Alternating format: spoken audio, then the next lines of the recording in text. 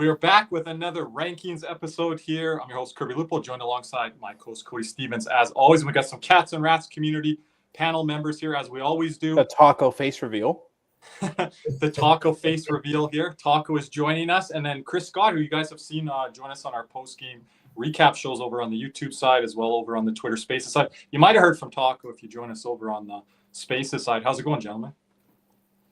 Chilling, enjoying the hot and rainy weather, you know. It's raining right now where I'm at, so yeah, it's like hit or miss. It's like been on and off here, so luckily, thank God, we're doing this right now. I've had an awful past 2 days because the AC went out in my car while I was taking the whole family to Nashville. It was wonderful.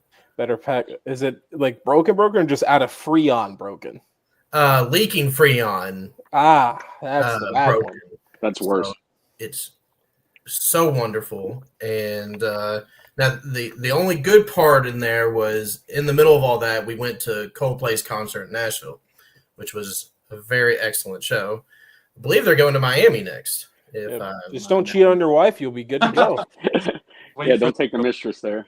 And Chris, you got to see the Cup this summer already. I did. Yes, it came to Alpharetta, which is about 35, 40 minutes away from me. So I got to take my picture in front of the Cup, and I got to meet Anson Carter, which was kind of cool. Oh, Anson, one of my favorite players growing up.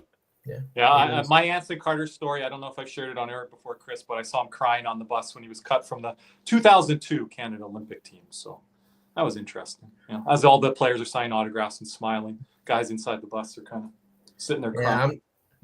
I'm not going to knock him for that. I would have been crying too. In public, though. Kind of a tough look. Boys, today we are ranking, in my opinion, the most important position in hockey, centerman. You cannot win a Stanley Cup without one. Hold on, Cody. You're putting them ahead of D? Yeah. Most important, yeah. Okay. I think Chris is with me and Taco's with me being here today on our center panel. Yeah. If you overrate some guys, I'm going to say something. So, everyone speak your mind. Guys, step in on your guys. I've got a few that I'm going to speak up on for sure. I know I talked to you guys off air. You guys got a couple as well, Chris, Taco, that you're going to support. And guys that we don't so much like. And again, when we get into this, Cody, in a little bit here, the trash can tier and below mid, we're ranking them with their peers. So again, top 6 centermen are going to be the guys that are appearing on our list here. Now we're showing you the JFresh here, Cody. This shows all the forwards. This is the only list we have, but we will be picking out the centers from this here. Yeah, so far. So for centers, McDavid, McKinnon, Draisaitl, Barkov, Matthews. I don't have any problem with that. Crosby's up there. You have Eichel up there. Point. Jack Hughes, some way, somehow. Scheifele's up there. Hintz. Like, I wish with it all being all four, it's kind of mixed in a bit. Like, for me, if I'm looking at overrated right now, I mean, first off, I guess we could point out to the growth of Sam Bennett going from 148 to 98 to 75 to 43. Wow. But he doesn't show progression, according to some that don't like his contract, though. Dude, we gonna bring up the contract already, guys? I'm sorry, but he's 43rd. Oh boy, because I think he's right there, probably one of the higher ones. But I guess compared to centers, I mean, he's above Kopitar. Ooh, I don't know about that one, buddy. Connor Bedard's a name that we're going to bring up a little bit later. He's kind of all over there in the the 60 range to the 20s to the 40s now. So that'll be interesting to see kind of where he falls into our list. Yeah. I think. Well, off this list, the first guy I'm looking at underrated, I think Dylan Cousins is way too damn low to the centers anyway. Like, he's not worse than like McTavish or Trocheck or like Beniers is at 106. Yuck. Like, that's, I don't know. It's so mixed in with forwards. I can't tell. Cousins' problem is he was in Buffalo for 90% of the year. Yeah, I was going to say that. Like, he didn't really show until he was with the Sens.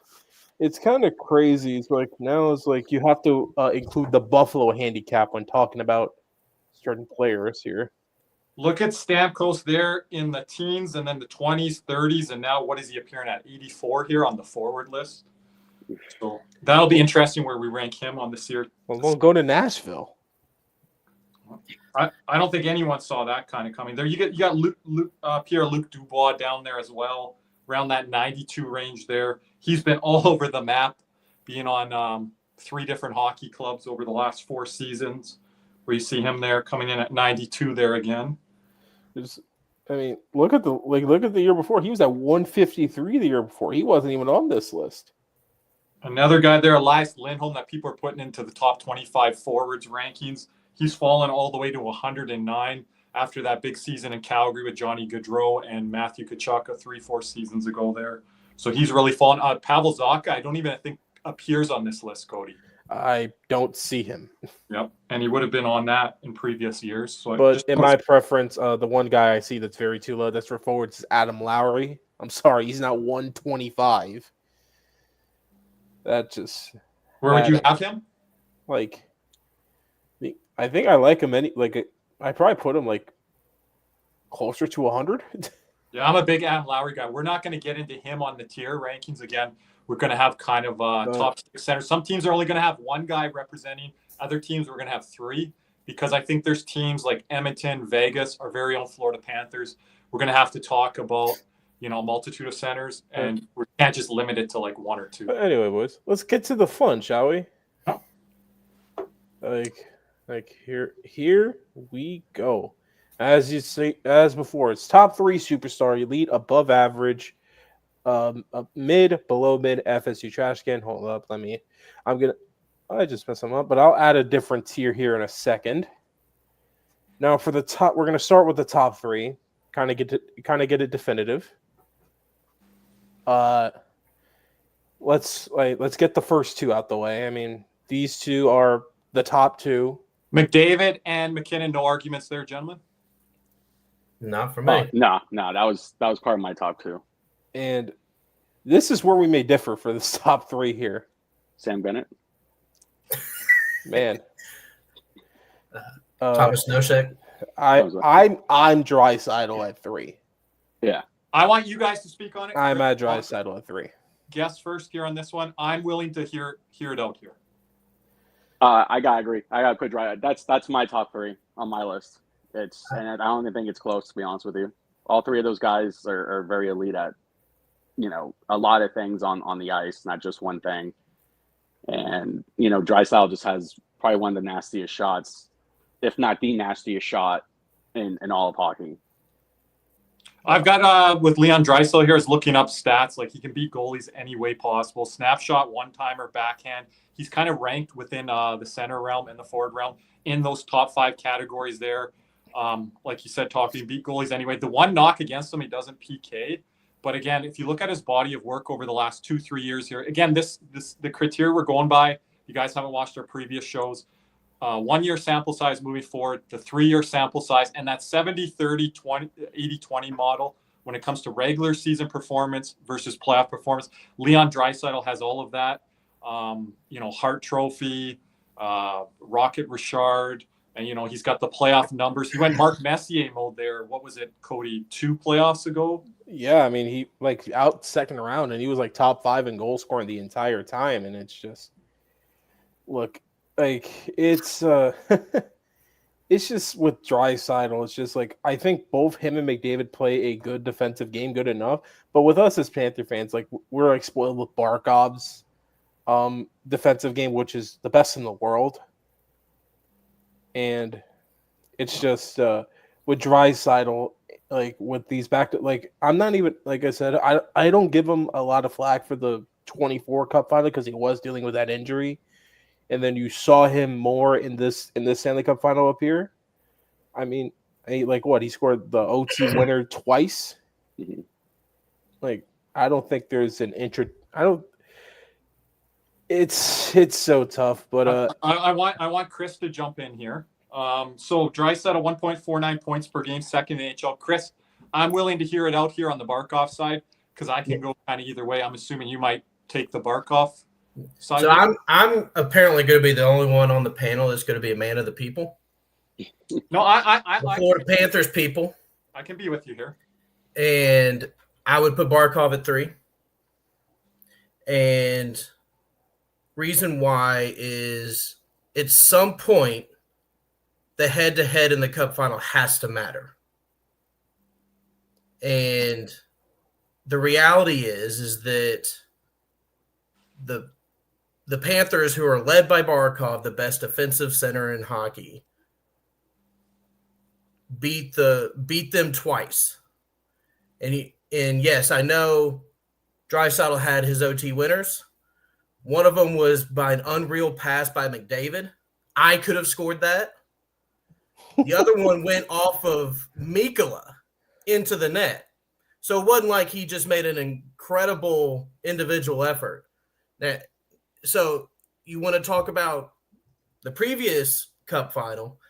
I remember listening to all of the spaces or our panel here about Matthew Tkachuk this year. And even though he was injured, we were still railing on the guy. And I'm not saying that you were wrong in doing so. But the reality was he was terrible last year in the Cup final. He was hurt. Sure he was. But we have to be consistent here. If we're going to get on Tkachuk, who was clearly dealing with an injury, we're going to get on to him. We have to apply the same thing with Draisaitl. He didn't show up in the 24 Cup final. He played better at this Cup final, sure, but what was the end result? The end result, we actually won it in 6 games instead of 7. But I would say McDavid played worse this Cup final. Mm-hmm. Like that's the thing. And with why was that? And on the Tkachuk, because here's the thing: McDavid was matched up with Barkov. Draisaitl got the Lundell matchup, in which at the point his line was probably the best 5-on-5 line that Oilers had. And once again, I think they ran out of gas because they overplayed the hell out of them. Like these guys, when they're down, they're getting 27, 28, 29, 30 minutes in regulation. Yes, but you just said, why was McDavid playing worse? Because he was against Barkov the whole time. Yes, we have to say that has to matter. So the best hockey player in the world goes against Barkov, the best defensive player in the world, who also had a sliced hand pretty much the entire final. You know, we're going to talk about Draisaitl being hurt previous year. Barkov had a sliced hand. It's hard to play with a sliced hand. So at some point, hard to do anything with a sliced hand. Yeah. At some point, the head-to-head in the Cup final has to matter. I'm with Chris there. We've got the rolling ticker at the bottom there. Hart Trophy this year. Draisaitl finished second. Had the regular season and playoff numbers there. And this is the part that I kind of push back on Draisaitl to keep him there at 3, Chris, is if you take him away from McDavid, I still think he's performing individually like he is without him there. If I could say there would be a huge differential factor if he went to Anaheim or Columbus or somewhere else. The only thing you would say then, Chris, is he's putting up a lot of points on a bad team, but would that be his fault if he's on a bad team? So you're saying Barkov wouldn't be that way either? I mean, Barkov would be the same player no matter what team he's on. Yeah. I think so. I think maybe some of the offensive numbers, which again, I think people underrate Chris with the Barkov numbers, point per game. He's there. He's there in the point per game. Yeah, he misses. He just misses. It's the thing is like offensively, it's like Draisaitl and Barkov are like I would say offensively, Draisaitl is like 2 tiers above Barkov. I would say because of the shot and the ability to score from anywhere, and his aggressiveness sometimes. And then with Barkov, it's just, is he gonna I question his mentality on offense sometimes when he's at his worst, because of he'll pass up some shots, and sometimes you want him to take some shots. But to me, it's close. Because at the end of the day, I think it's close too. I don't want to bash Draisaitl at all, but my thing is still just when you get to the head-to-head in the Cup final, the winning player has to get credit for that. Yeah, but in this cup final, I would argue Draisaitl played better than Barkov at some points. Barkov had a nightmarish game 4. Nightmarish. Yeah, he had one nightmarish game 4, but other than that, he was like I felt he was really, really good. I felt like he got better in games 5 and 6. The first couple games, he was there defensively, but his line wasn't really generating much. Really, remember that line didn't get going to about game 3, game 4. Mm-hmm. And then game 4, I mean, he had the puck over glass. It was just, yeesh. It was bad. There's no denying it. Yeah, but like head to head, I think it's 1-1 to me because I thought Draisaitl was better in like defense matters. And Draisaitl has been ahead of Barkov, but that doesn't mean now, like you said, Chris, we're ranking now going forward, and that plays into it. But that 3-year sample size, Draisaitl has been slightly to moderately ahead of Barkov.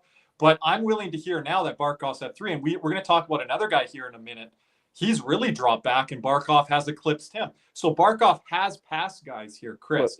He was 9th or 10th 2 summers ago from the NHL.com rankings, and then he moved up, after winning the cup to that 4, 5, 6 range, and he's moved up again here, Chris. I still believe he needs to be a 3. I mean, I think I'm outnumbered here. Obviously, he's in his own tier for me. When you have the best defensive center in the world, and it's not like he's a slouch on offense either. It's not like a more of a Bergeron type where Bergeron was definitely more of a defensive player than on the offense. Yeah, I think Barkov deserves to be 3. It depends what you value because I mean we're in the like what Taco said, like kicking it right to Taco. I mean everyone's saying here it's because we're making deep runs now. Defense matters, but if we're not making playoffs, we're leaning to Draisaitl here. And it's also a team sport too. It's like you could talk about like the head-to-heads, but it's like, how much is it, Barkov or Draisaitl's fault for, Draisaitl's fault for them losing the last 2. It's the first playoffs was all the role players that were, kicking our butts all the time. And Draisaitl was like playing with one hand or something. I forgot what injury he was dealing with the first cup. Yeah, the ribs. There's something wrong with him. We all knew that because we can tell. He was not skating a certain way, and he was very passive. And this year he was fully healthy. Not full. Well, no one's fully healthy when they get to the finals, but they were healthy enough when they got to the finals, and he played well. And at the end, it's a team sport. So that's like when you talk about like head-to-head stuff. Like I'm with it, and I don't think it's like a huge like. I think it should play a part, but I don't think it should play a huge part because Barkov basically had the same team, and Edmonton had a completely different team than they did last year. Like, if we're being 100, like most of those guys, a lot of their main guys that they needed, that they had the year before, are not there anymore and are killing it for other teams. No, I get it, but all up until the final, I was just hearing just how incredible all of their role players were playing. They did after game 2 of the first round, they were killing everybody. Yeah. So we can't say that their role players were the problem when they were the rest of the Western Conference. They weren't the problem. I will say this, though, Chris. Draisaitl, to me, was the best player on the ice through the first 2-3 games of the Stanley Cup Final. So he did show a presence. I don't think it was McDavid. You remember McDavid in 2024. That game 1 was won by Bob, and McDavid was doing everything. And I don't think that was McDavid. And I have to add on this and the answers to the comments here. Why are we acting like Draisaitl's a slouch defensively? He's not. That's the thing. He's not a slouch. He plays both sides. I think he can be lazy in the regular season. Yeah, but really, if we're talking defensively, McDavid's really the one that's the slouch out of the 2. Yeah, defensively, I thought he played better in like the first couple rounds in the playoffs. And I don't know what happened when he played us. He just like went in full lazy mode and was like, because I remember in the Vegas series, he was out there bodying people, getting steals. And I'm like, he did that a couple times with us, but then he kind of just like said, screw it, and just started to like have lazy plays where he was just skating to the side and all that. But that might be to Chris's point on Barkov and how the Panthers, throw like the 5-man unit out there. And Barkov's a part of that too, Chris. Yes, but like at the same token, it's like, well, Barkov shutting down Draisaitl, but on the other side, Barkov really didn't score on Draisaitl. So it's like it's kind of like a give or take here. Like the one time I think, because the one time I can remember is because Barkov really because of the hand really couldn't shoot in this final. He's never really been like a crazy. You guys shooter are his whole underranking career. defensive all around play straight up. I think you're straight up just overrating it completely and just because it's just like defense. But at the end of the day, to win the game, you got to put the puck in the net. I think it's just what he's trying to say, or at least what my point is. I believe Barkov to be the more complete player. Oh, no, he is. He's So, he's the Magic Johnson of people hockey. that are out east, though. Again, I live in Western Canada. Some people that are watching these teams in the Eastern Conference, I think they undervalue and do underrate Draisaitl because they just think it's all McDavid. And it's like when you watch Draisaitl night and night, Draisaitl won the MVP, everyone, when Connor McDavid missed the last 15, 20 games of that season 4 or 5 years ago. Draisaitl carried the team on his back. Yeah, so he's capable of doing yes, he's very much capable of that. And for the Panthers, when Barkov is out, because he's always got this random illness around Christmas time. It's funny how it works. It's always around Christmas time. I wish I could do that. I wish I could do that too, but it seems the entire team seems out of sorts.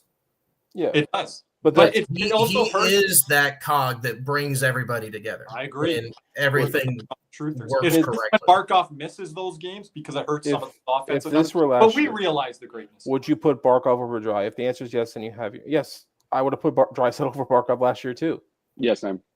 For me, last year and the year before, it was way easier putting Draisaitl. Yeah, now it's harder. It's hard for me. But here's also the other thing. Like Draisaitl's availability, like the last 4 years, 80 games, 81 games, 71 games.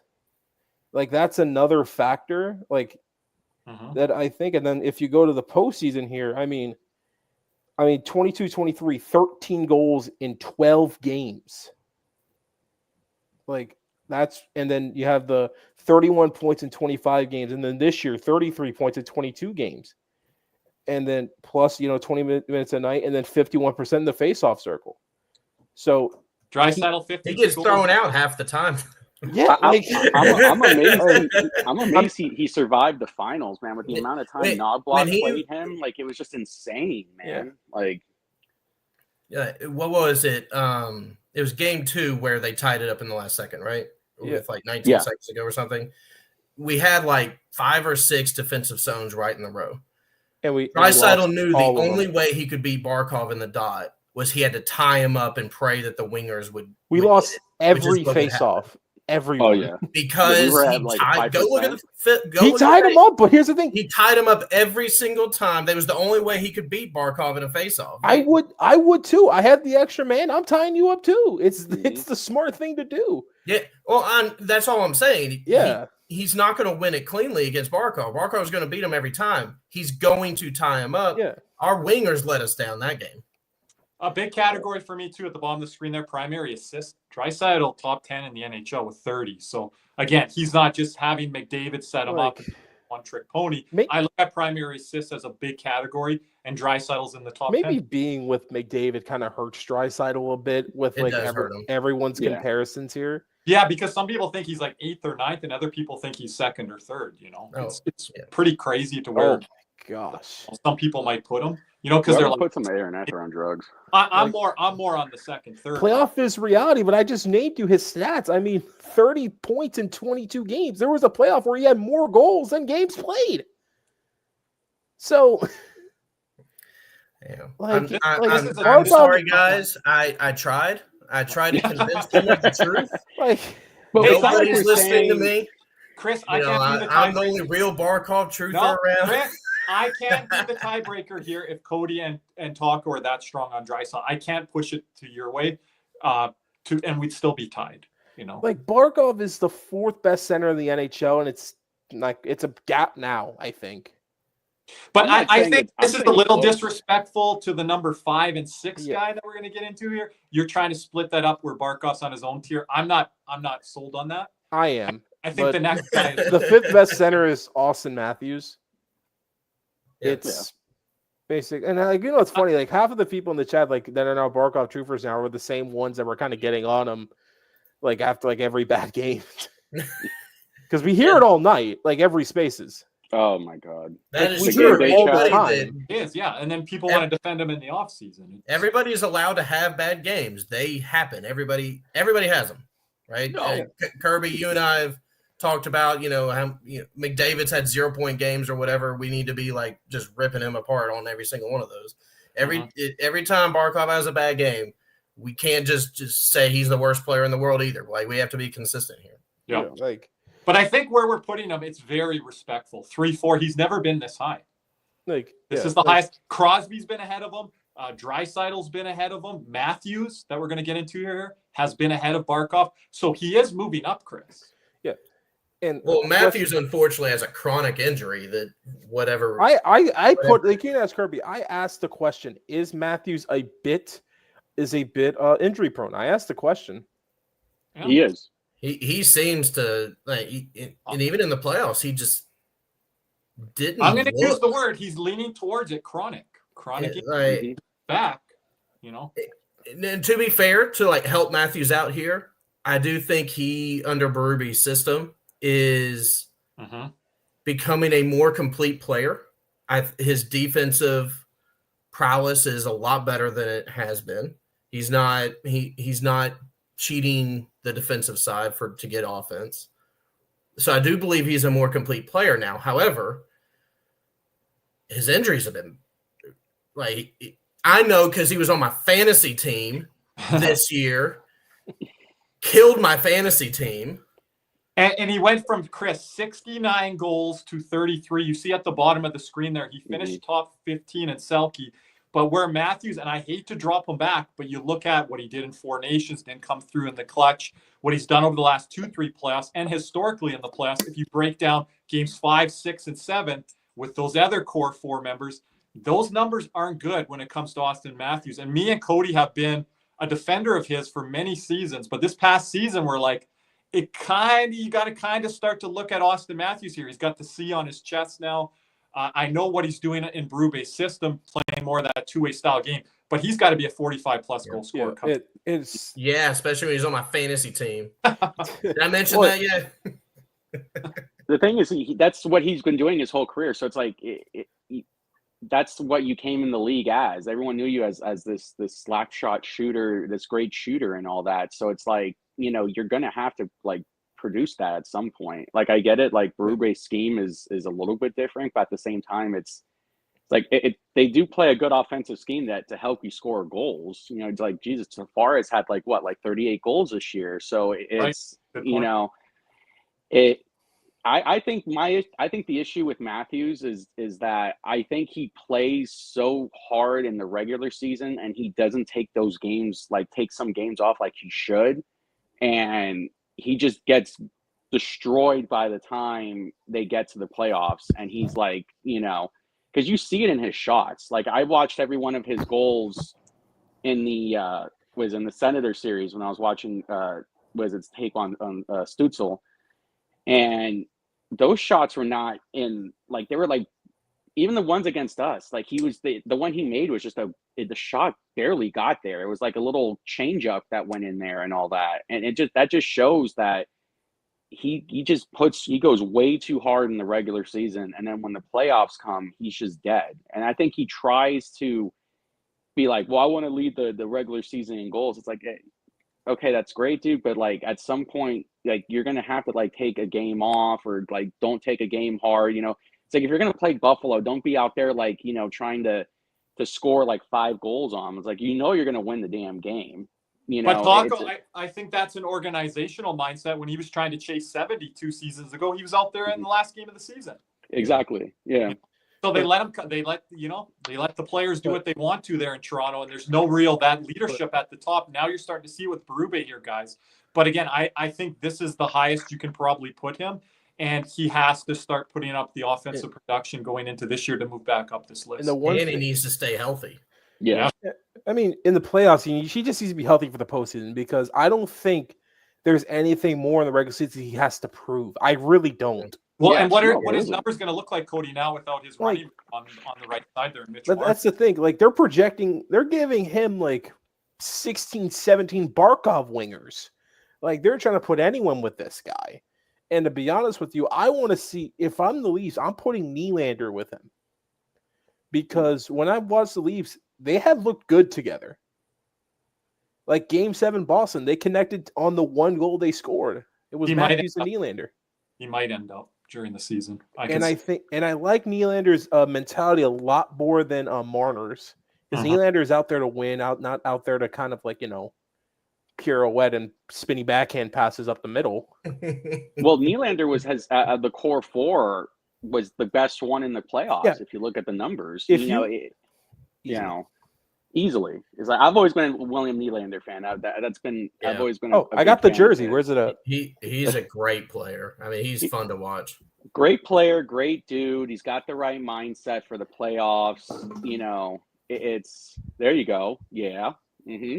I don't care if I leave. I collect jerseys, dog. I don't care. Oh, I know. I'm talking to the chat because I know I'm gonna get something in there, but I don't care. I think Cody's become a friend of William Nylander this summer and just doesn't want to tell us. I think that's the thing is like, dude. if you go back to our podcast before the Leaf series, me and Kirby were like, we weren't worried about Marner and Matthews. We were worried about Nylander and Tavares. Mm-hmm.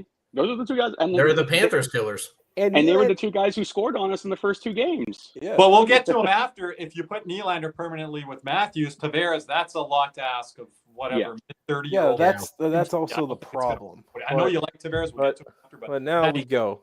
That ain't going to work. Former friend, Vinny Trocheck. I'm right here with him. Put him in the Barkov tier. Yeah. He's got his number. I'm with Cody there, guys. Any pushback there? Vinny Trocheck fell back this year, but he led qualified centers and faceoffs at 59.3, 213 hits, 78 block shots. The offensive production wasn't there, but I still value him above average. This guy, I will always be a Vincent Trocheck fan. I love the way he plays. Yes. Love the energy he brings. Playoff guy too. Like, though it was a bit of a dip for him, 77 points to 59. But then again, who played good for the Rangers last year? Nobody. The whole team was bad. I still could not believe, like, me and Kirby were like on the train of like they're gonna figure out somewhere because they have too much damn talent, and they just never did.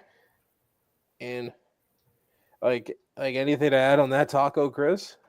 I agree. I honestly think I would have put him lower if he wasn't so great at the faceoffs. If his faceoffs took a major dip and his shot blocking, I would have put him a tier lower because I think his play's been falling off like steadily recently. Yeah. He's the guy they depend on for matchups. If you want to talk about defense, he's one of the very few all-purpose second line centers. Yes, one of the very few that could. And play he never started his career at that path. All three. Don't worry, Jamie. Eichel's down here somewhere.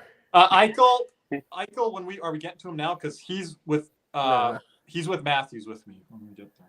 Okay, Eichel. I'll move him up more, but I just wanted to talk to Eichel because we can kind of finish that top six. I think this is the top six, Cody, with Eichel.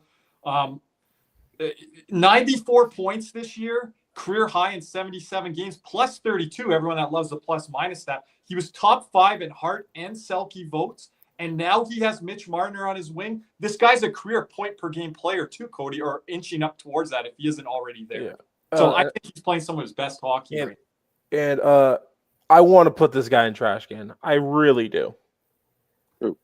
This guy right here, Chandler Stevenson, I'll listen to here, but he's not anything higher than me. To me, he's below mid guys, but Cody wants to throw. I want to put him in trash can so bad. I think because he's getting paid so much, it makes it like he wasn't even close to what he signed for, which makes it the trash can. If you're going to really compare it to the contract. Like he was a system guy in Vegas, and now he's stealing money in Seattle. Like, this guy had less goals than Brandon Montour. I But think he's a fast skater. there. You've got new wingers now in Marchment there. Kapukaku's been Those guys ain't changing nothing. no. You wanted them to add wingers, so Cody, they I added. want them to add a That's higher a second tier overall winger. pick. That's a top 6 surefire guy in Mason Marchment. They added guys. Marchment's top 9. He's a top 6. He was running the best second line in hockey with Dallas there for a while. That was their in third hockey. line. That was with Old Sagan and with Matt Duchene. That was the best second line. That in was hockey. their third line. No, it was the second line for time. No, it was no, their second line was Johnston and Ben. No, not Ben. What you mean, nah? No, that was not the case. Look at the numbers there. Can we put Eichel up there because we just talked about him, please? Yeah, please. He's up there, but I don't think I'm he's putting there. We do need to get back to Stevenson. But yes, but below mid, I mean, like, I don't know if you guys have anything more to say on that. Like, Taco, Chris, if one of you picks trash can, you can put him down there. But if I'm not. I don't say he's fully trash can, but I don't know. Cody's got me kind of leaning there now because of that contract. Look, here's the thing. I don't care about the contract. I watched this guy play. Putrid. I think he's a very smart, cerebral player. And I like him. He's so smart. He stole all that money from Seattle. No, that's his agent. You can have a good agent. So I don't know if this will sway anybody. I didn't even have him on my list, if that tells you where he should be. Well, I asked Cody. They're saying it. They're saying it. Let's get it. I asked Cody if he wanted to leave him off, but Cody wanted to put him in the trash can. I think he deserves the trash can. All right. They said it, The Kirby. trash can. Okay. I'm with it. We're going to monitor that one. Okay. This guy right here is an enigma. I don't know where to put this guy. I'm either here or here. It ain't like I'm gonna put him here. I'm not gonna lie. It's like his ceiling is here. His floor is here. At the end of elite for Petey? Yeah, like I think you still got to put him in a league due to like his past. Like it's so tough, like to put him because the man, as soon as he put pen to paper on that contract, has forgotten to play hockey. The last year and a half. He really has. The last year and a half. That's like most athletes. Hasn't even been anything resembling to be. Like I remember watching his first ever NHL game. It was Aleksander Barkov. That's athletes if if they've switched teams. He stayed on the damn team. That's true. And No, got that's worse. true. And Yeah. they get rid of JT Miller, guys, and has anything changed? He was awful in 4 Nations. I mean, we'll see. I mean, like 45 points. I mean, that is like his team didn't make the playoffs this year, and I think you got to look squarely at him. I know it's a team His sport. time on ice per game dropped a full minute. yeah. And here's the thing: do you blame the coach for not playing him? I don't. I wouldn't. Not with the circus. Because here's the thing: this guy. They also said he's not. The Talkett also said this year he doesn't work hard. Yeah. I could see that. Like that's an indictment. You know, if you want to be in the elite to superstar level of class of these guys, you don't work hard. But for moving on from this, he has got this is make or break for Elias Pettersson before he ends up in a Carolina Hurricane jersey because they're the only team that's going to be willing to trade for his ass. Eric Tulsky. I kind of hope they do, so we could that'd be just another easy guy to I don't know if he beat up can. in the He has an playoffs. NMC. Is he gonna want to go there? That's true. Yeah. All Well, right. if Vancouver's awful, then he might be interested. They probably will be, to be honest. Zito, with you. let's get on the Quinn Hughes train, shall we? Let's get on that. A lot of questions in Vancouver. We talked about Demko a couple weeks ago. Quinn Hughes, obviously. Next up, Mark Scheifele. I think he's in the elite category for me. I think he dropped guys as far down to mid to above average, but has worked his way slowly back up. Mhm. Yeah. I know you want to speak on him. Yeah, he's one of my favorite players of all time. Like when I started really watching hockey, he was the guy who always stood out to me. Yeah, the guy just every year, if he has one bad year, he makes it up the next year. The guy can score, he can pass. He's a great team player. He's been in the league for a long time, and he still, has played to the same level. consistency has been his thing, and that's something that I value with players a lot. So I'm cool with where he is right there. And when he scored when his dad the day his dad passed away, that was pretty cool. Like you feel for those. I just times. wish they killed that penalty for him. I know, Oh, like God. when he was in the box and then Dallas scored. That one was hard. But Even like the Stars, like kind of you could tell they kind of felt bad by scoring when he was in the box. yeah, but next up, Brock Nelson, and I'm at the end of above average. Like he's above average to me. I don't think like if you asked me 2 years ago, I think he would have been elite for me. But now he's above average. Yeah, I agree with For that. his role, yes. Yeah. His play kind of dipped a little bit. He played a little better with Colorado, but then I think reality kind of kicked in with him, and then he went back to being like the same old Brock. So Yeah, and I think I don't think he even scored in the playoffs for Colorado. I might have him towards the mid tier. We'll have to see. Like let's see. He didn't. When I was watching the Colorado games in the playoffs, I rarely saw him. Like I felt like I never saw him on the ice. I think this could be the drop off period for him. He's been solid for so long. I wonder if I don't know because maybe the smaller workload kind of levies off that drop off because he goes from a 1C to a 2C on a pretty good team. So we'll see here. And I mean, yeah, I might move him down here as we go along, guys. We can move guys down or up when we're. Rope Hintz. Oof. I'm about here. Yes. Okay. Any thoughts on Rope? Got to be ahead of Petey, but he didn't have a great year, guys. Regular season playoffs. Thoughts there? I think a lot of Dallas Stars players didn't have their best individual years. Yeah, thank God they fired the coach. Take away this. Got to look at the last 3-year year. sample size too, Taco. Yeah, take away this last year. He was a beast in the playoffs. So, I think that's a good spot for him. I lean to. Sorry, Taco. I didn't mean to talk over you. No, go ahead. Do you think, bro? I really lean towards the more complete players, and Hintz is one of the more complete. He's not just this pure offensive guy. He's not just he's a very much an all-around player. I like Hintz. I always have. And Chris, you watch a lot of Central Division players. That's the one do. I wish I could watch more of with my time zone, but you do see a lot of the Central Division guys, so you're probably going to be a little more favorable to them, but you're also seeing them a lot as well. Yes.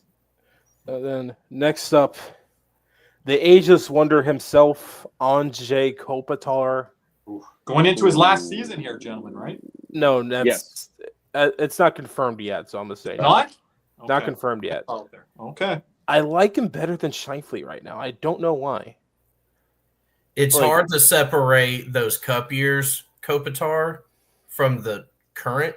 No, I have him behind. Kopitar. I have him behind Hintz. What about you guys? No. Yeah, I'm behind Hintz. I wouldn't have him in front of Scheifele. Yeah. Oh, I wouldn't have him. come on. Recently, But it's not. I love Kopitar. He's I'm had a big Kopitar fan, but he's had 74 points, 70 points, 67 points, and then was point per game again in this postseason. He's not driving the team like Scheifele is, and then to a lesser degree. Who do you think setting up Kempe? Him. It's Kempe, Fiala. They got a lot of guys. Byfield's getting going now. But he's outplaying Fiala. I think Doughty was ranked a little too high when I look back at our rankings, and Kopitar. I already don't like this. I already don't like it. Oh, you're outvoted. Next up, Jack Hughes. Oh. You're not gonna like a trash guy, Cody. Oh, Jack Hughes. Oh, Jack. Ooh. I'm not high on this guy. I want him as low as possible. I'm tail end of it's like he's either front here or tail end of here. No. Mm-mm. I think at best he's at the tail end of superstar. At best, which is fine to have him. Where you guys have him? You guys have him that low? Okay, elite. Okay. I'm still waiting for the first overall pick superstar player that everyone says he's going to be. He is. I don't see it.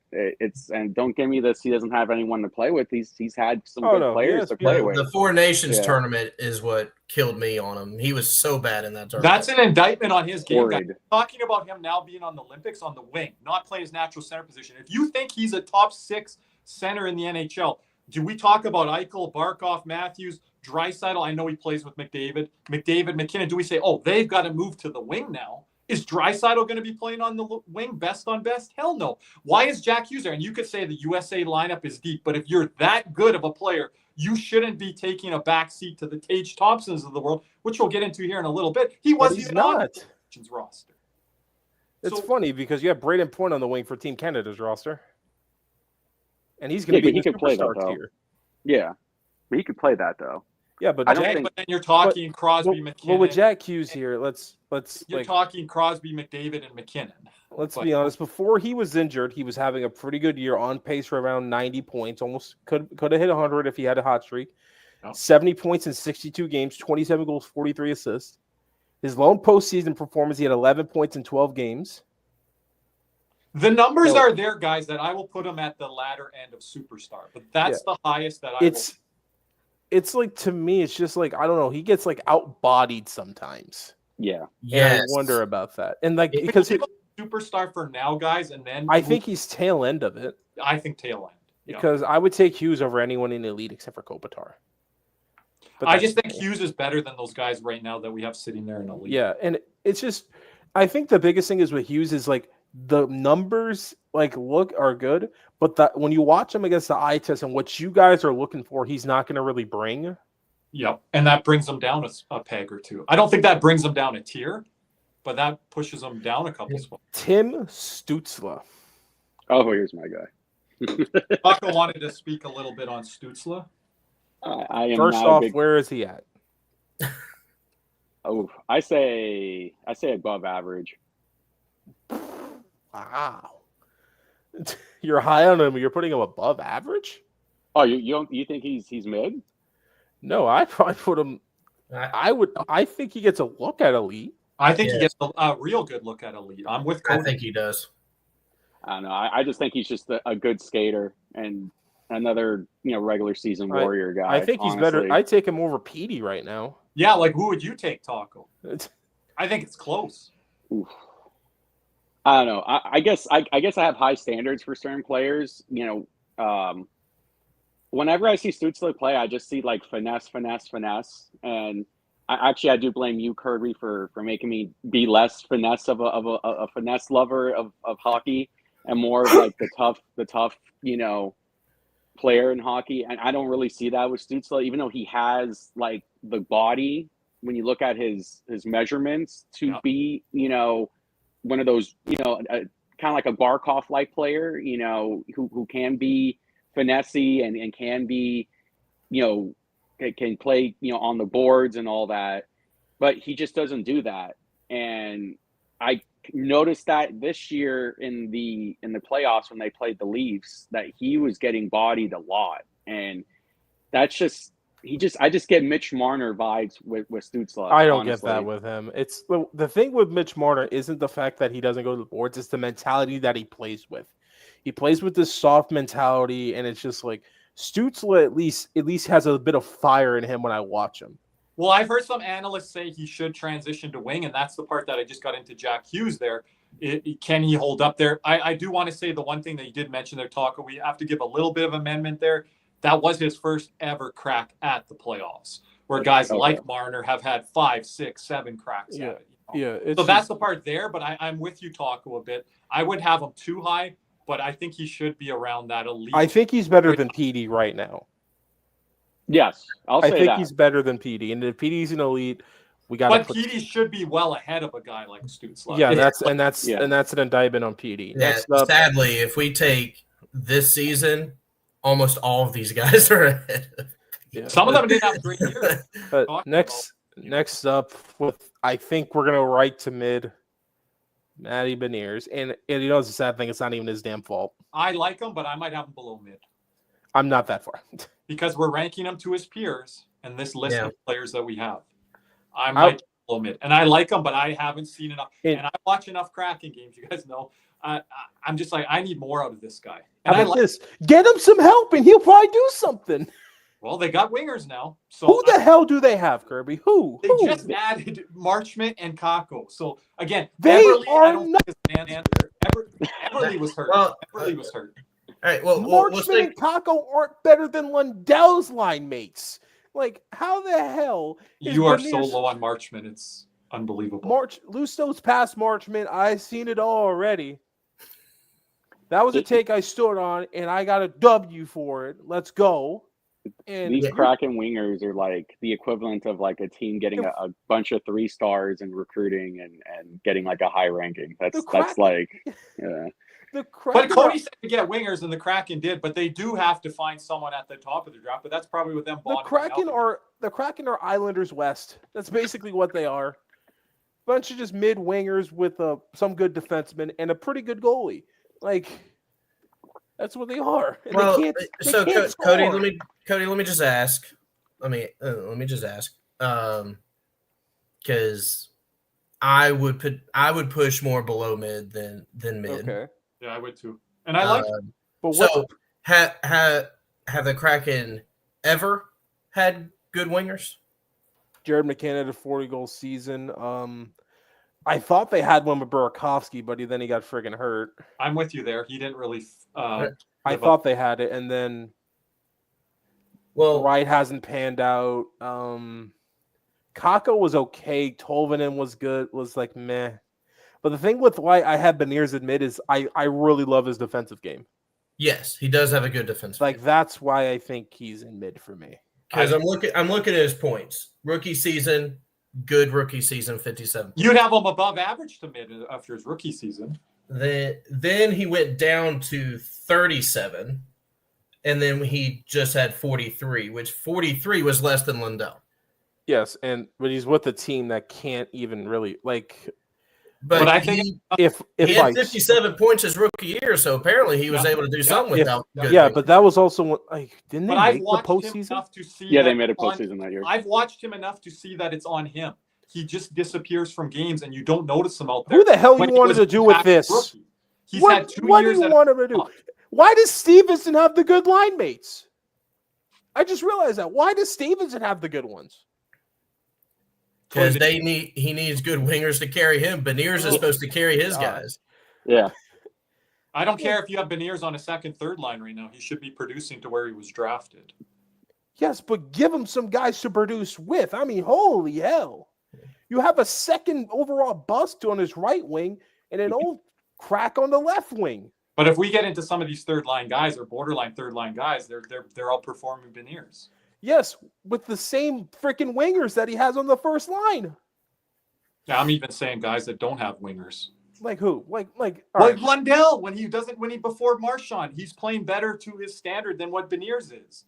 Like Beniers has to be a lot more than that. He should be a dynamic player on the power play, all-purpose player. It shouldn't just be defensively, and he hasn't lived up to it. And again, I like his game, but I would put him below mid. No, I'm staying with a mid. Logan Cooley. We'll be dropping him. Logan's cool. Here.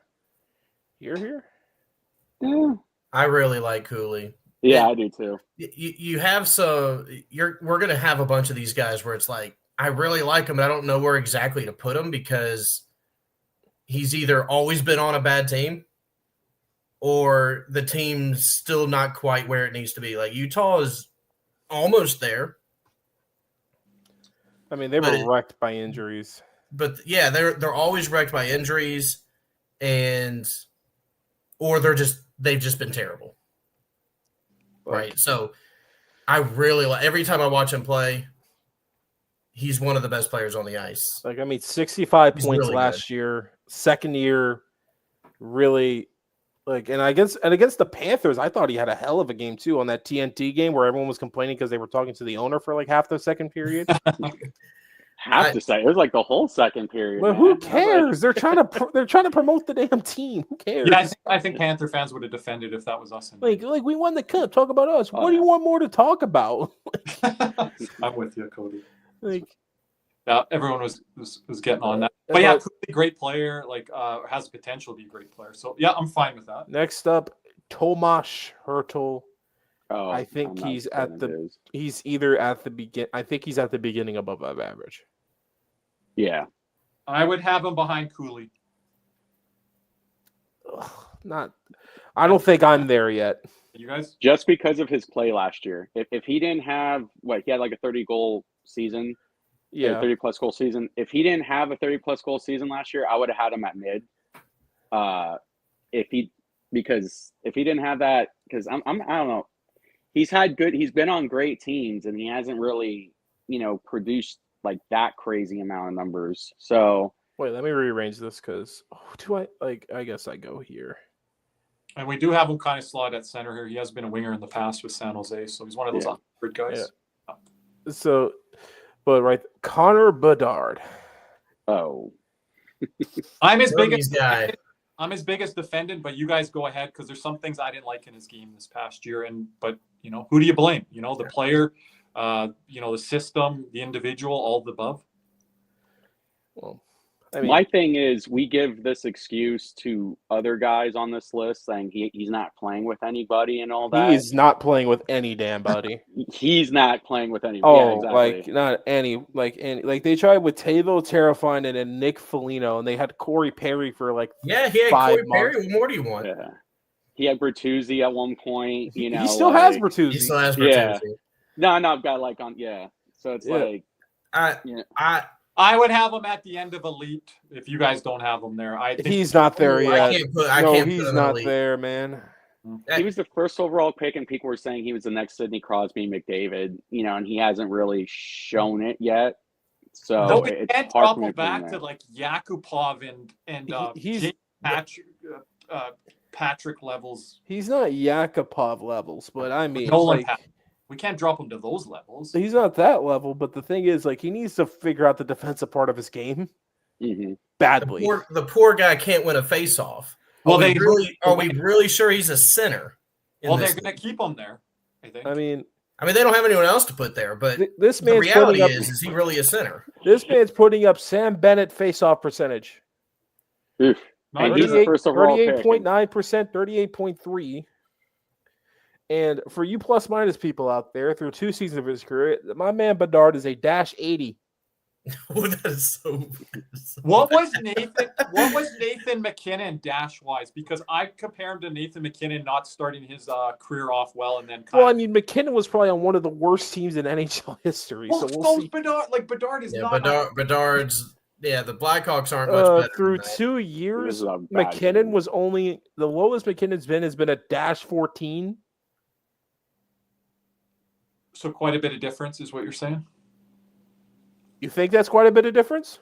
Well, I'm asking over No, not really. I think that's pretty close. You're not telling me the last 2 years, but I think the last 2 years like that. No, I'm talking. That's the start of his career. Well, the first two. So the first 2 years he was +20, -7, and then -4 the next year, and then -14. Okay. That's fair. My man is I hate plus-minus, but -80 is insane. But I'm gonna, if they actually give him some talent, I'm gonna put him closer to a McKinnon range than to be a bust. So potential is great, but it can only get you so far. Did we in the Blackhawks games I watched? It was the body language is a big thing. Kirby, I know you're big on body language. Yeah, it wasn't good this year. He just looked defeated out there every time I watched him play. Now, want to be as fair as possible. He doesn't have anyone around him, but at the same time, if you have the potential to be superstar level, it's a bad look, and I think his potential may have an attitude problem. I think his potential's top 4, top 5 on this list. Right, but it can only get you so far. I wonder about if he's just a winger because of his size. I think he's a winger personally, but okay. But the biggest thing that I'm worried about is the jump in PIMS. He goes from 28 his rookie year to 70 this year. So quite a bit of difference here. So we'll see. Like I I said, just think it's the hype, the first overall pick, all the accolades he was getting before it. That I think that's what's kind of like killing people's perception of him. Yeah. Well, You the know, first and he lived up to it a bit, Taco. he did. Yeah. Like he killed us. oh yeah, I remember that game. like Yeah. like we he let the was- weirdest teams kill us though. No, but he's doing that to No. Tampa too. He's a state of. Oh, yeah, but here's the thing. People don't remember this, but Kevin Sendlin's worst highlight as a Panther was because of Connor Bedard. Yes, Yeah, that's fair. He got pickpocketed and went roof in all in the same motion. Uh-huh. Like, Well, the talent's there, the team's not there. team I- sure as hell ain't there. I agree with Kirby and Chris with the whole body language thing. Like that's something that I don't like that with him. The thing is when you play at this level, like the play's there, like you're there. It's a lot of it is mental. You see that in almost every sport. You see it in football a lot too. You see it in basketball. It's like they have the ability to do all this stuff. It's a mental thing. I don't think he has it mentally. At least right now, he doesn't have it mentally because when Sidney came in, Sidney Crosby, McDavid, they all came in. The teams weren't that great when they came to them, but they still had like with their head up high and they were still, like, yeah, we'll get through this. But Dart doesn't do that. And that's a huge red flag to me with him. What the Blackhawks need to do for him is they need to do what the Panthers did for Barkov and bring in Yager in. Yager was such a huge influence. But who's on Barkov. Who's the version of Yager? Like, I don't know. I don't know the answer to that. They need to do. They tried to do it with Perry. They got Chris Kreider, a guy like that, where they still haven't added. they need higher levels than that. I mean, Yeah. That's better than what they're doing. go and get Malkin. I don't know. Get like a Coke guitar or something. Something. Like someone like that. Yeah. Because Crosby had Lemieux. Yeah. Yeah. And- Bergeron would have been a good example before he retired. That would have been. Yeah, I that would be a mean, great just one. it's just any damn body. Like, But he needs someone like that to kind of take him under their wing, and Guys. With show Jonathan, them not only what to do Jonathan on the ice, but off the ice as well, because that's one of the things that Yager been a did. good move there. who? Jonathan Taves, that we will not have on our list here. Would he have been an option there? Probably. Actually, Yeah. that would have been good for them. Or That- like that maybe would've they been good. re-sign Kane. Actually, maybe re-signing Kane would have helped too, because he's won in that city. He's won with that org, Yeah. and he again playing a center.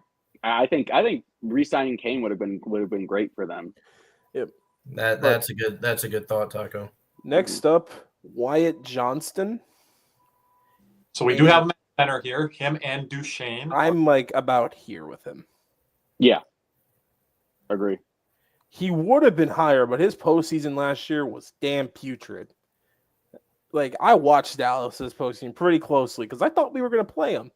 Sam. I might have him at the beginning of above average. Anyone else there with me? I'm No. more on that. He didn't have a great year this year.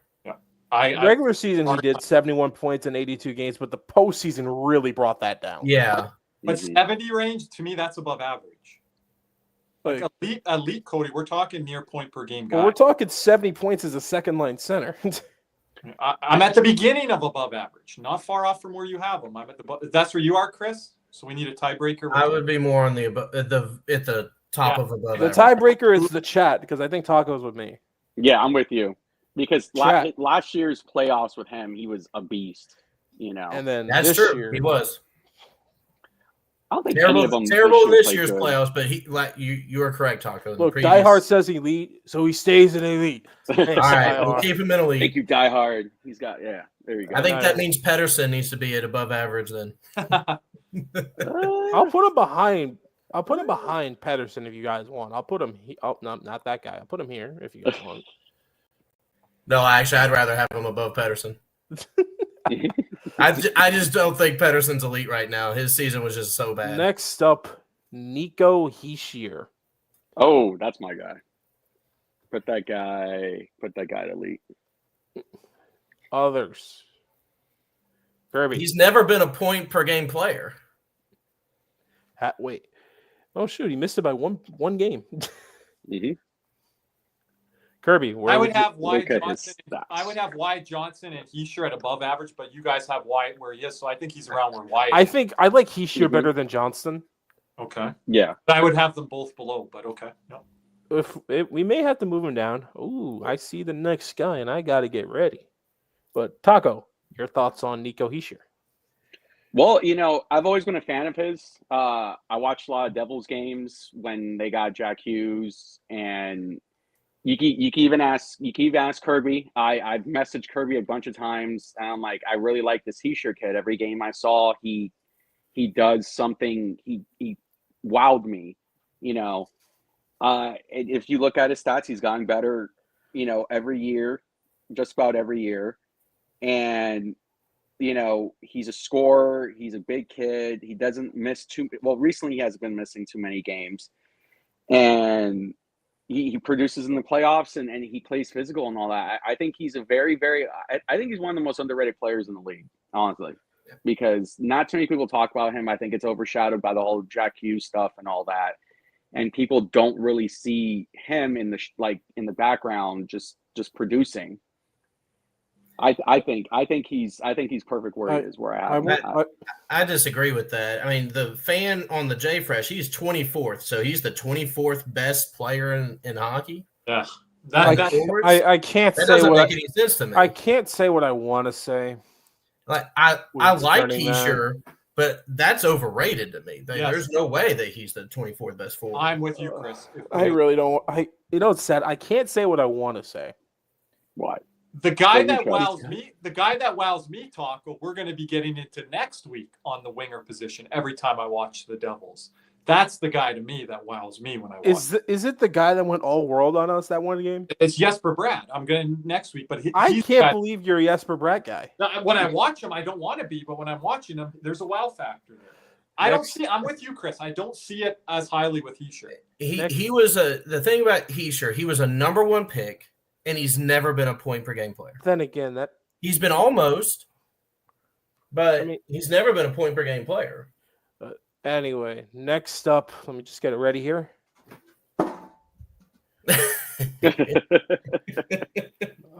Jesperi Kotkaniemi, the worst second line center in hockey. Way over his head. I kind of feel bad for the guy. The only reason why he's got that big contract was out of spite from the owners. It was an owners hated each other. Carolina doesn't have the smartest of brass. That's a nice way of saying that. Like that, his contract is just. But he constantly gets that second C spot, and then they play guys like Rosselvik and other guys that are like below mid to trash can levels. He doesn't hold his spot within his own team structure of his lineup. And then they try to play him up in the playoffs and he disappears. He falters. He's not strong enough on pucks, on board battle plays. When the ice shrinks, I think his game drops a level or two. So again, maybe people like what they see from him in the regular season. But again, when you're looking at him across his peers here, I think he's definitely in the trash can tier list. This next guy, I'm actually high on this next guy, Dylan Larkin. I'm not, so this will be interesting. I'm curious where you're going to put him. Now I want to put Wyatt in above average because I like Larkin better than Wyatt. Now you're coming around to that. Dylan Larkin, guys, if you look over his last 4 years, his career, at best, he's a 70-point guy. But everyone talks up this guy like he's an 85, 90-point player. He's had talent around him. Could they have more? Of course. But I think the issues with Detroit isn't up front. It's more on the back end and what they have in net. I'm not the biggest Dylan Larkin guy. I know he played somewhat well, 4 Nations. I want to see that this year in the Olympics. We haven't yet to see him, Cody, in the playoffs unless we've seen him, once at the beginning of his career? Yes, but that was like at the tail end of the the excellence era. So it's very hard for me to rate him. At the highest, guys, I would have him at the back end of elite, but I don't even love that. But to me, like 4 straight 30-goal seasons, more than 50% in the dot, 20 minutes a night of ice time. Like, we can't go up posting because Detroit can't make the damn thing. You can go off of the 4 Nations because that's more of a clutch. And he played great. And he was one of the better USA guys. Yeah. I would love to see him in a postseason setting. I think if you put him as like a 2C on a very good team, you can win a cup with him. 1C, I question it, but we'll see. But that's just because of both sides of the puck. Next up, we have another half of the most inconsistent top 2 drafted guys in the history of drafts, in Quinton Byfield, him and Alexei Lafreniere, 1-2.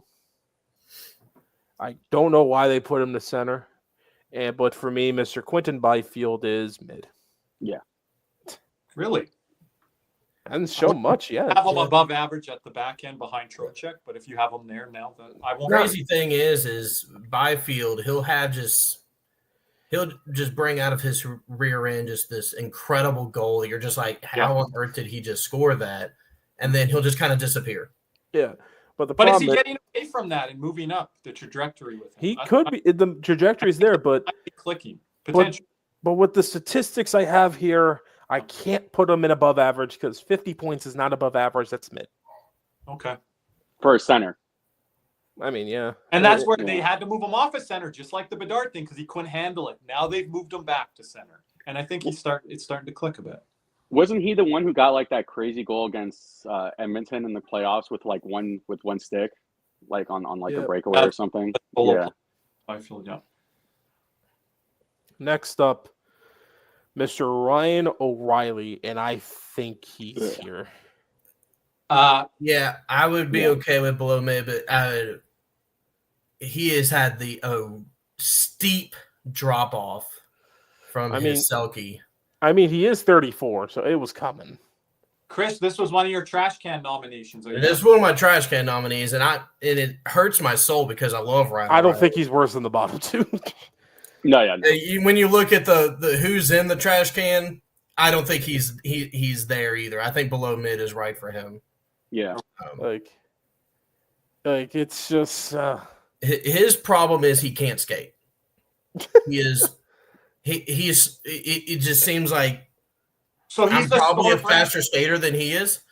That's how bad it looks when he's out there. Chris, you'd say he's the store brand version of John Tavares right now. Whoa.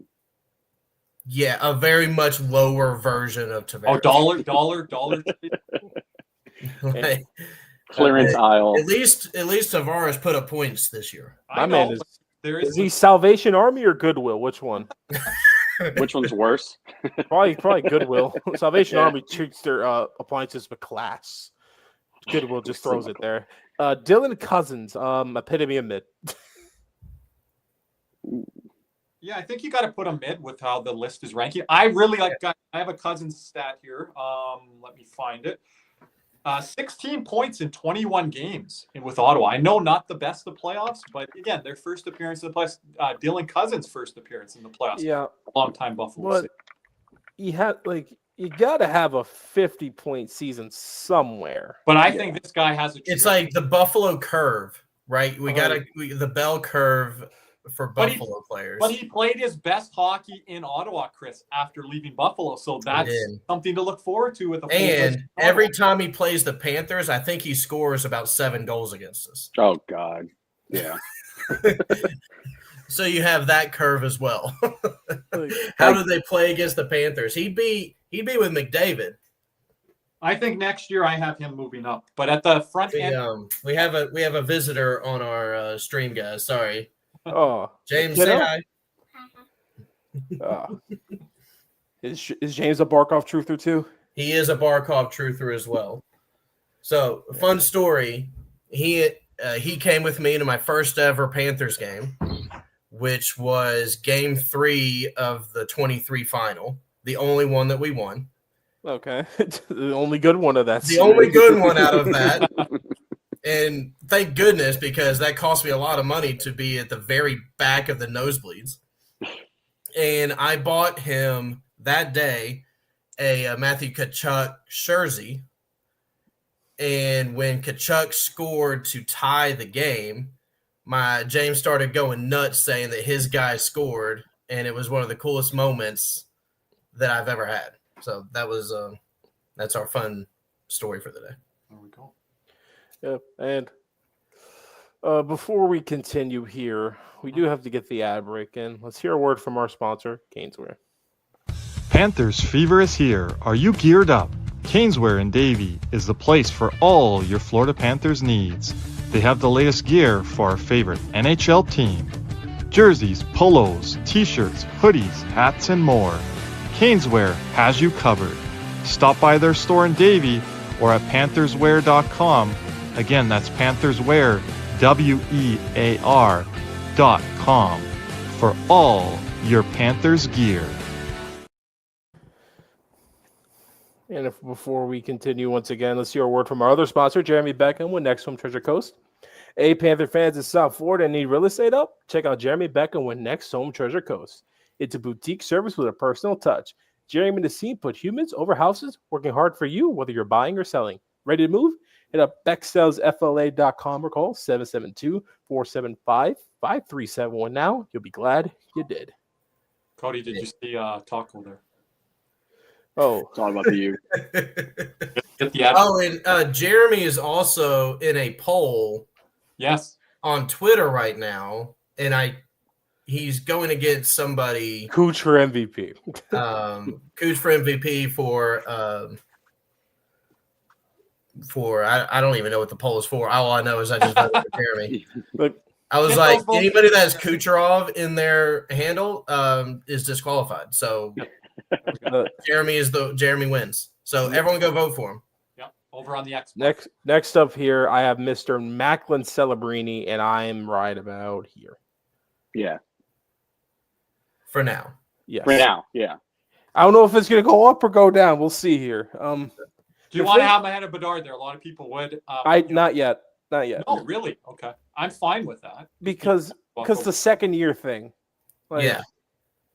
Okay, have them right near each other. I agree with that. Yeah, like that's where I have Celebrini. He had a really good rookie year. Was overshadowed by Dustin Wolf and Lane Hudson having historical rookie years for themselves. But I think in 3 years' time, I like Celebrini to be the best player out of the three. Now, Celebrini, I know he's a rookie, but kind of led centers, I believe, in giveaways. So, again, you're going to have that as a young player, but he's going to have to clean up some of that. You're going to have that just playing for the Sharks, brother. Yeah. Yeah. But I know he's getting heralded as being more the two-way player that Bedard isn't. But, the Celebrini stats still with. I don't know. I like his body language better than Bedard's, but we'll see. Yes. I do think he also started playing better when Will Smith got called up. Yeah, and it took Will Smith for a while there. He had injuries and getting called up. It's taken him a little bit to get going. Yeah, and I think they played really well together this year. Yeah. So I'm excited to see what they do. Honestly. And the next guy, I know he's killed us in the past. I'm high on this guy. And I think he's still an elite center in this league. Especially if you look at his contract. Hey, he took a discount. Toronto. What about those taxes, huh? There's taxes. Mm-hmm. I'm around where Logan Cooley is there, maybe a little bit ahead of Logan Cooley. Come on. That's where I'm at there. That's absolutely I think horrible. the drop-off is coming, and it's going to hit quick. And But here's the problem. this The year. drop-off hasn't happened yet. But I think Cody, looking back last summer, he would have been nowhere near that level. Had a kind of a bit of a resurgence year, really good season overall, kind of bumped back up. But I don't think he was around that level over the last couple seasons. I mean, he was at 80 points 2 seasons ago. And 74 this year. I mean, that's still very, very good. And close to 60% in the dot. 60. Like 30-plus goals, scored in the playoffs. Yeah. And you see your goals list, he's ahead of Hischier, Kadri, Crosby, Johnson, Matthews. Like, This is where Cody's bias does come in. I'm looking right at it right now. I don't see it when I watch him. I think he's still really, really good. Like, I'm looking at it. It was Brian O'Reilly. It hurts my soul to say that. 60.6, 58.3, 59.3, 58.3. He probably didn't have enough to qualify, but he's damn good faceoff guy. Chris, I hear the Toronto Maple Leafs media on a daily basis, and they talk how you talk about Ryan O'Reilly. The guy can't skate. They bring it up every day. He can't skate. Like he's But- struggling up with the pace of play of today's game. So these guys that are But to his credit, though, if he can't skate and he's still putting up that amount of points, If you want to call That's him very elite impressive. mind, if you want to call him elite mind, I'm fine with that. He's elite. Yeah. Okay. Like I think because he's still showing he can finish. He's still outproduced. showing he can distribute. Yeah. He's still showing he can win faceoffs at an elite level. I'm not even the biggest Larkin guy, but if you ask me right now, Larkin, Wyatt Johnson, or Tavares is like a distant third for me. because of the age. Okay, we're talking 2025 here. We're not talking John Tavares 2019. Yeah, but if they're all the same age, you're gonna pick Johnny T. That's not a good comparison. But they're not here. the same age. That's the thing. But of course you're gonna go with the. And I'm not even a Larkin guy. But if you're gonna go win a cup, you're picking John Tavares. If we have him, Better watch. He's pointing at you now. And Wyatt Johnston, then I'm not answering for that. You guys better. But he's outproduced all those guys. I think.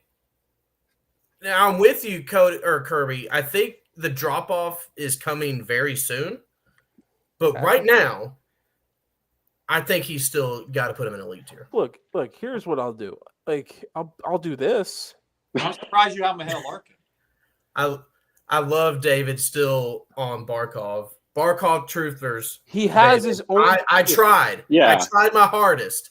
Where were you guys 2 years ago when everyone wanted to trade him? Where were y'all then? I was outnumbered. I was the one that wanted to trade him. Now. It's really funny that Cody was defending Bob more than Barkov. That's what I find kind of ironic, in our rankings here. Yes, because for some reason you guys. You are a Barkov truther. Because now all of a sudden the head-to-head matters. But with Bob Bassey, it didn't matter. Don't be saying that about me. I'm always been on the Barkov. Listen, Barkov's at the front of that bus. From day one, I've been on the Barkov. Beef Cat, you don't know the half of it. Frank first Forte year. minus day one. Hey, Kirby, would you like to tell Beef Cat the Maurice's first year, all the stuff we heard on Barkov? I could go on a long laundry list of players. Maurice said he wanted to trade Barkov. You heard that, right? But next up, yep. Pierre-Luc Dubois. I'm not a big fan. I want to have. I can't even put him at center anymore. I don't want to put him in trash can because I have someone else I want to put in trash can. So I think he's trash can on the center position. But I think when they put him on wing, he plays much better. I think I know who Taco wants to put in trash can. And I don't think he's there yet. Another year, and I think he will be. Tage Thompson. That's not who I want to put in trash can. He is close to superstar level. What? That guy's good. Tage Thompson. That guy is inconsistent, unfortunately. He's got to be somewhere around Jack Hughes. He's on the Buffalo curve. He's ahead of at the World Championships. I'll put him here. He was awesome. I don't think he's superstar. No. There are a couple guys I still think are ahead of him. And I said he's close to superstars. You can't put him superstar Taco when they've moved him to wing and the situation in Buffalo. I thought he should have been on the Four Nations roster. They weren't listening to Coach Kirby there. He wasn't on that roster. There's reasons why you can't put him in the superstar tier, but I think you could put him pretty close to Jack Hughes. Yeah, but it's the inconsistencies was killing me. 47 goals, 29, 44. Pick one. But 1 year, guys, 1 year through 40, 45 games of the season, he was up for MVP. Yeah, 94 points, 47 and 47. He was damn good, but then after that's kind of... I remember our co-host Lex. She won't remember this. I always have to bring up stuff she says. She had him in her top 3 Hart Trophy nomination halfway through the season. What was that, 2 seasons ago there, Cody? Yeah. Maybe now? Yeah. I'm good. I'm good with where you got him. Yeah, he's close to superstar level, but he's not quite there yet. But I like where you have him. Okay. Yeah. But he's got to put more than one season together. That's just how it is to me. Tage Thompson, good bounce back year this year, 44 goals. Next up, Mr. Matt Duchene. Now, another center on Dallas. We have 3 on this list. They might move Duchene or Wyatt Johnson to wing, but in the meantime, guys, we've got to kind of rank them as centers. I say above average. Here? Yes. I feel like on the JFresh, he is completely underrated there. Mm-hmm. because he was in centers. He's what?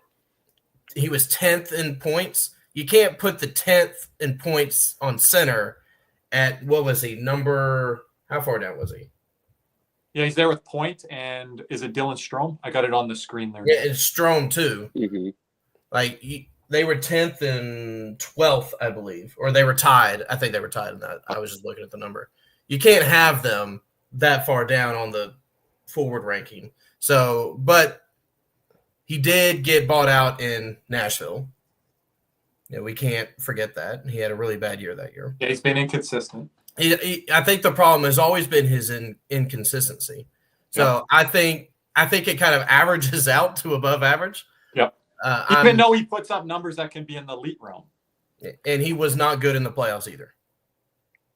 I don't think he's ever been good in the playoffs, minus maybe that Lightning series. But then again, I don't think any Dallas player was good in the playoffs. Yeah, it's hard to judge Dallas because there was no one except for Rantanen on a 3-game stretch where he was just on every single goal. You can't really say that Dallas as a whole, any of them really had a good playoffs. But next up here, Joel Eriksson Ek. I really like his game. I really do. He's a mini Barkov. The thing with him, he's just got to stay healthy. Yeah, I think because of the health, I think I'm here with him.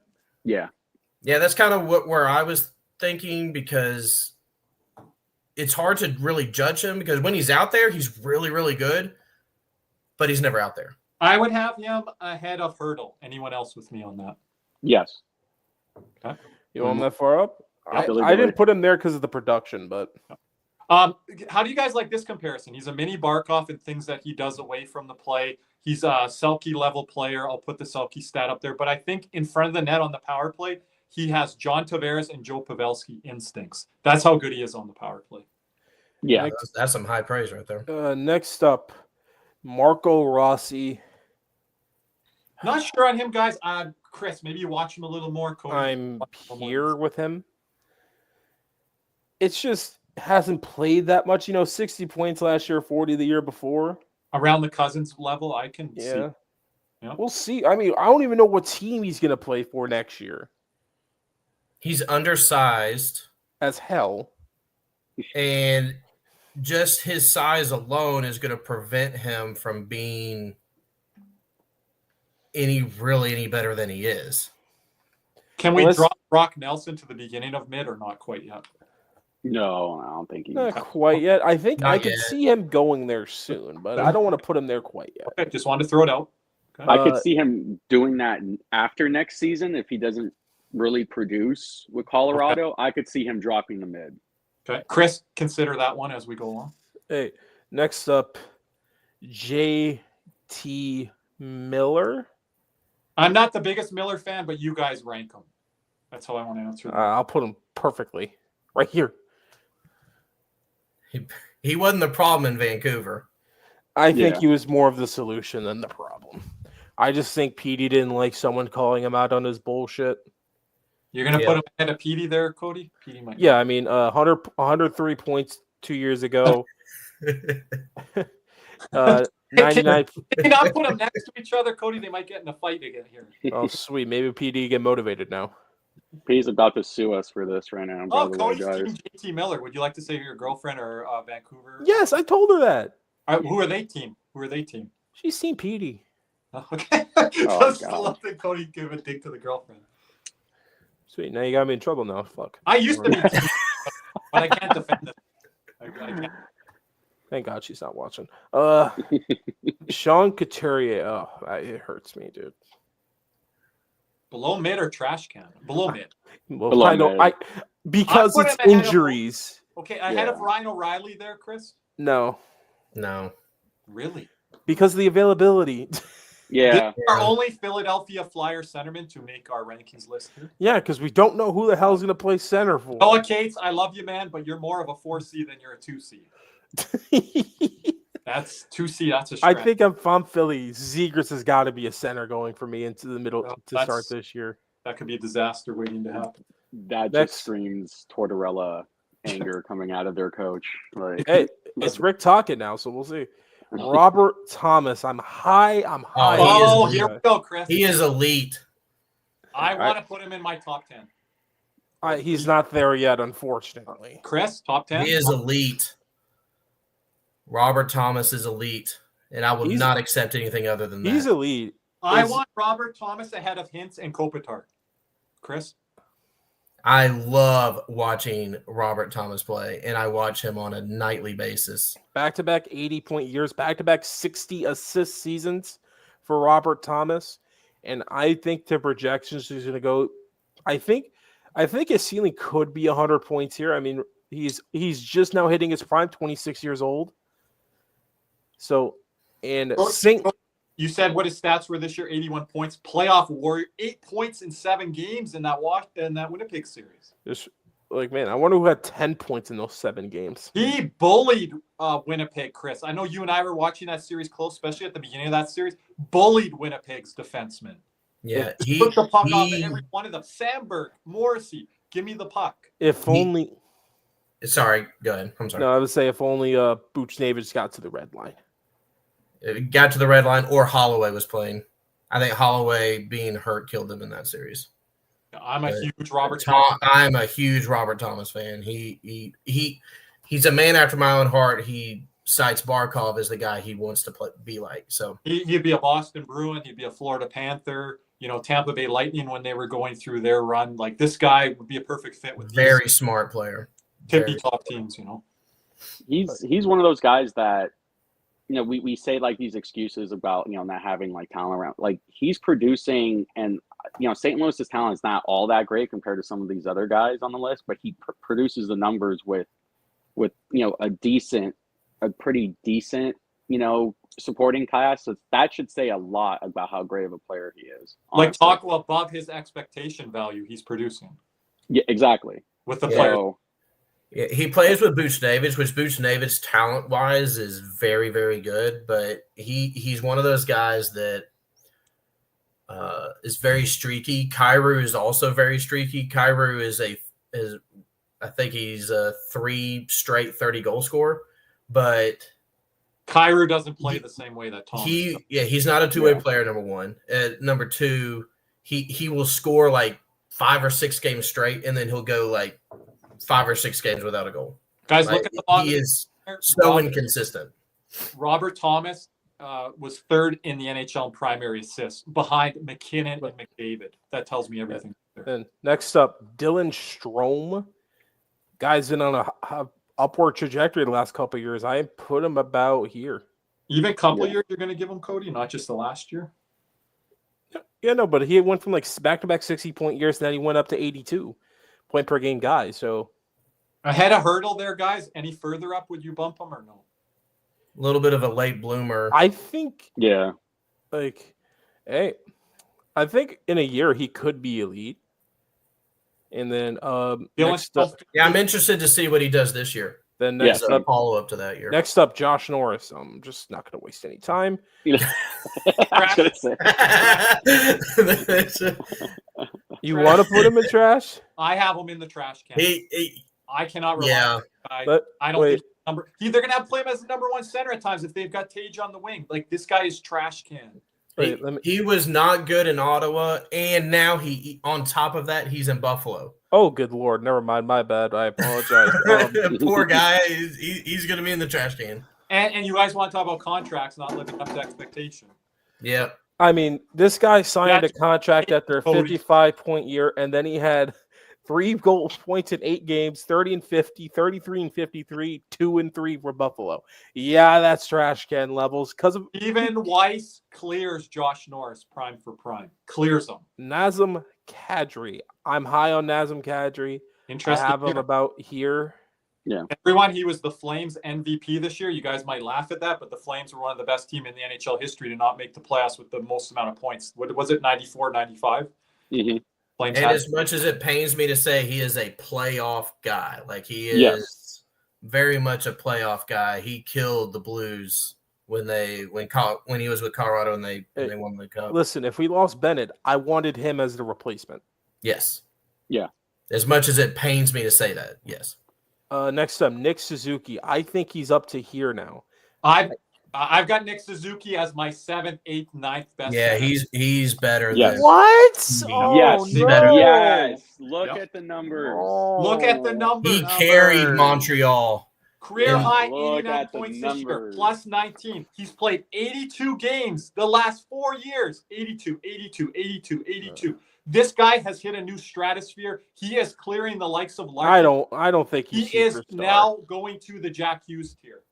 I'd put him between Hits and I think Thompson. he's past Hintz. I think he's here. If yeah, you want- that's where I would That's put the him. highest I'll put him. Matt Barzal. Does he still exist? I think I really like Barzal too, and I think he's better than Bedard. I'll put him here. I think Barzell's kind of entered the mid category. Yeah. He shouldn't, but that's where he is.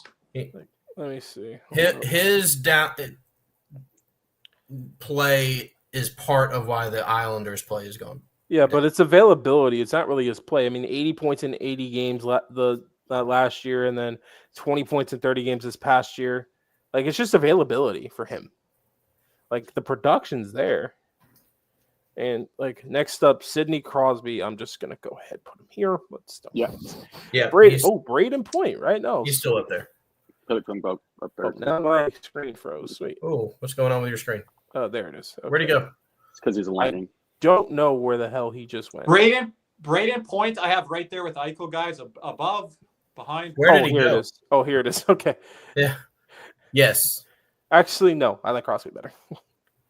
Yeah, Crosby over. I like Point because No, he's I younger. like Eichel and Point ahead of Crosby. What about you guys?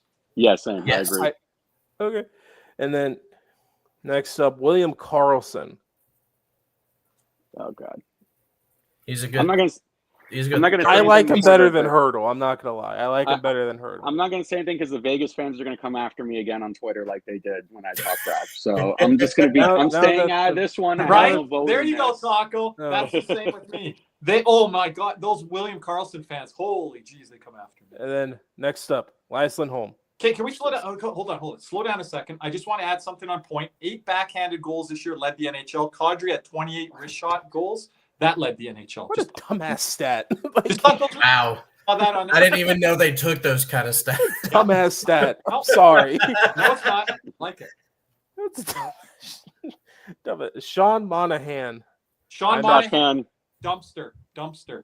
I'm here with him. Dumpster. Guys, anyone with me? Dumpster. I would actually Dumpster. put him above O'Reilly. Hey, thanks, man. Appreciate it. He is not trash can. He is Yes, not yes, as he is. So overrated, this guy. He's the most overrated player in hockey. But I'm overrated sorry. doesn't Put him in mean the trash That's can, 2 though. votes, Cody. That's 2 votes. Chat. But here's the thing. He was point per game last year. Chat. Yeah, you can't put him in trash can if he's a point per game player. Can someone verify that? Would you? Yes, Would you put 57 points in 54 games. Oh, there's the 54. 54 games? Yeah. Well, I mean, you could talk about the availability part, but the production is still that we just had said the same thing about who was it that we just had that same conversation about? Freaking Barzell. Or yeah. So Like, just because he wasn't available, that doesn't mean he's trash can. Anton Lundell. Barkov tier. Yeah, from Barkov too. Yeah, no, that's right. Yeah. He's in the Barkov tier. He's the only one allowed in there. Oh man, I don't know where to put him. And me and Kirby were talking about that the other day. It's hard to put him because we know he's 2C level, but he plays 3C. Behind Trocheck or ahead of Trocheck? I'm Right. behind. And he for him to shut down the other Edmonton guy, whichever one you want to put in that blank, that's pretty dang impressive. And if for those of you who are saying, I think because Barkov is its own tier, he needs to be in the Barkov tier. Yeah. It's just That's its own okay. tier. You gotta put baby Barkov with daddy Barkov. Simple as that. If the chat's saying put him in elite, I can't do that. No, chill, chat. No, we're gonna I mean- have this legit. I know you guys are having The fun. the reality is we should have Barkov, Bennett, Lundell, and Noshek top 4. we do Best not have centers in no hockey. check on this. That's what we board. need. Who's with me, chat? Chat needs to be on my side. Okay, now that's some Listen, the homerism. thing with Lundell is, like if for those other fans who are coming, it's like, oh, like Lundell over this guy. Look at the postseason production and come back to me. Look, the It was Stanley Cup incredible. final production, Cody. Oh, he was so incredible. I Next- still will stand on this hill. Anton Lundell has been one of our best players if you count all 3 Stanley Cup finals. That's including Yes. the Vegas one that we Next- lost. Yes. Next up, Steven Stamkos. Oh, he has dropped. You want to I talk? think he's like Mid. right here. Yeah. Yep. Perfect spot. You can't put him above mid. I mean, the poor guy. The crazy thing is if he was still in Tampa, we probably wouldn't feel the way we do about him. But he went to Nashville and just fell off the cliff. Sucked the life out of everything. Bo Horvat. Cody's I not a took big another mid. fan, but it's hard to kind of defend. Doo-doo-doo. There he on is. Kylander. Like the guy had an outrageous shooting percentage, and they cashed in on that. Good for him. Yeah. Evgeny Malkin. Now, That's hard. That's a That's hard hard. one. Yeah. Hold up, I need Looking at like, these like faces right now. I actually may have to look at his production, and that may answer. This is a hard he one. looked like in that picture. He looks like he got punched in the face before they took that picture. Was it by Ovechkin? Probably. I know I gotta you look guys get on 50 points in 68 games. The drop off has been seen. 83 points 2 years ago.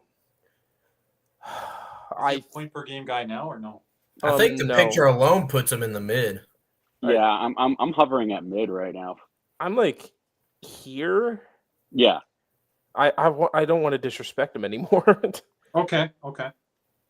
Anthony Cirelli.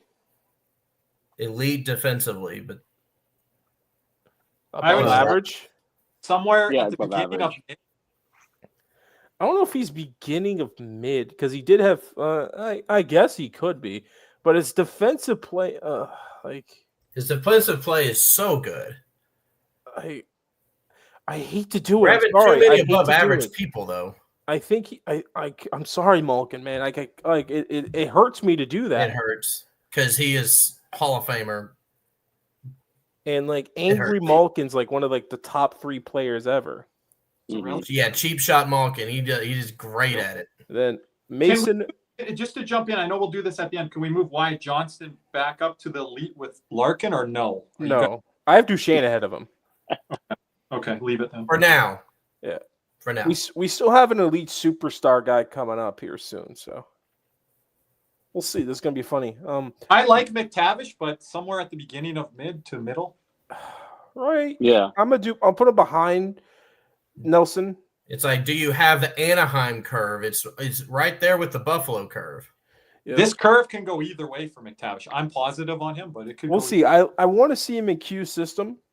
So Yeah. we'll see. I enjoy watching him play when I Yep. watch the Ducks games. Sebastian Aho. I'm not going to say. I want to hear what Cody has to say because I know how much you love Sebastian Aho. So I'm just going to sit here and enjoy your take on this. Here's the problem with Sebastian Aho. It's so funny because once he is a little bastard. I'm not gonna lie to you. Can't stand the guy. Can't stand him. That cheap ass hit he had on Reinhardt, and then shocked that Kachuk is going after him. Like, Yeri Galley, get your head out of your ass. Like, what do you mean? Like, why are they going after Aho? You know why, you idiot. And every time he goes against a center of his weight class, he always comes up short. Yes. This man can't beat Mika Zibanejad, let alone freaking Barkov. Both series he's played against Aleksander Barkov, Barkov has owned the absolute hell out of him. And I know he had those 2 goals in Game 5, but what the hell did he do games 1 through 4? The first goal should have been disallowed. And I don't even remember it. Yeah, We all I kicked remember are our goals, like literally. but Has Aho had enough talent on his wings? not.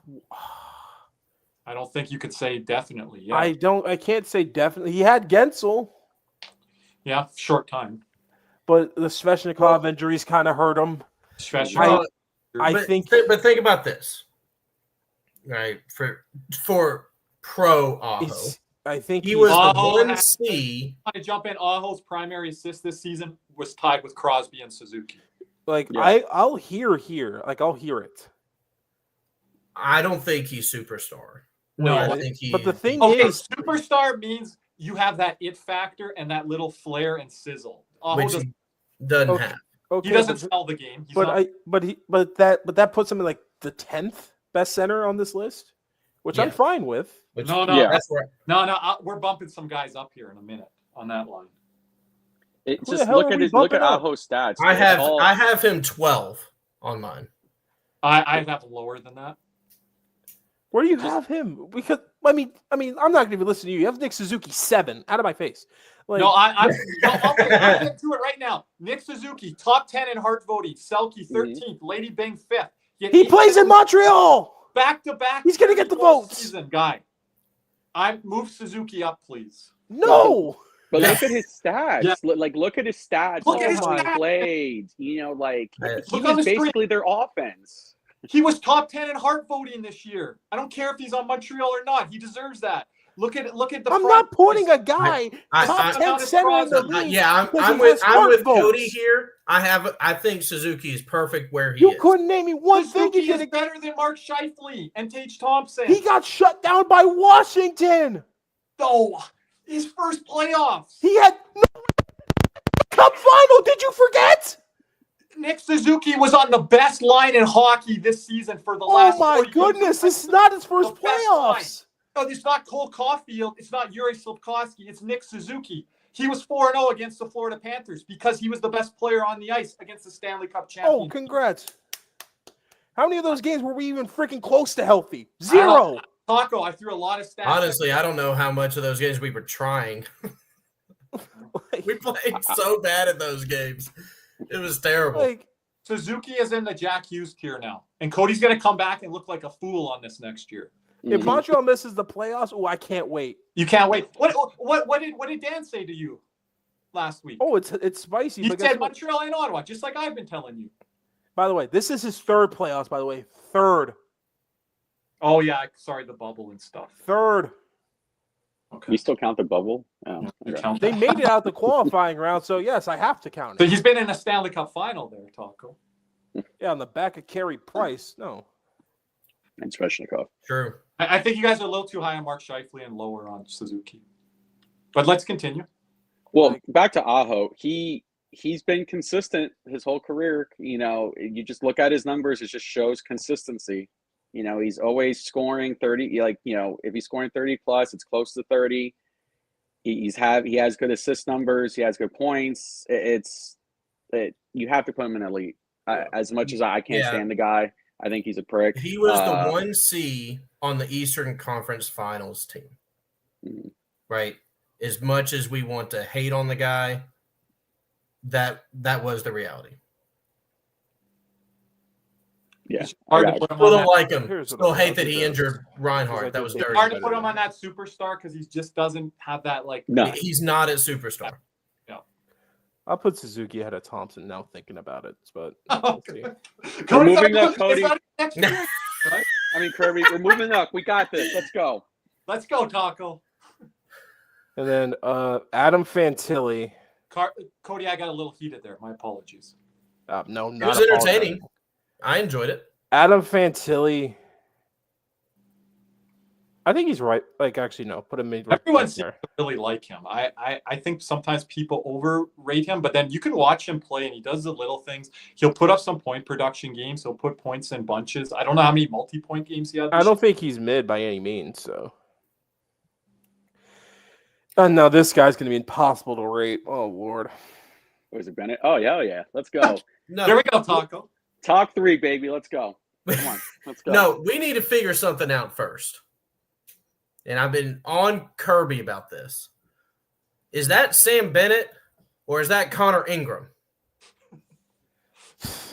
I haven't looked at it. It's Sam Bennett because he's not smiling. Someone needs to pull up the Connor Ingram photo. We need that photo back up here. I'm telling you, they're the same people. It's the same guy. You might be the biggest Bennett guy on the panel here. Not the biggest, because I think Cody recently has been kind of, making me switch to the dark side. But wait, what have I done?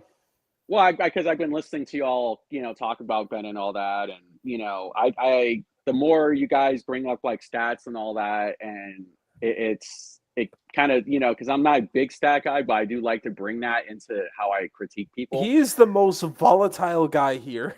He is. Well, yeah, he had 90 penalty minutes last year. Yeah, because here's the thing: in the regular season, mid as hell. I mean, mid as hell in the regular season. If you're talking most volatile guys on this list, I would agree with Cody on Bennett, but I would throw Sean Monahan into that realm.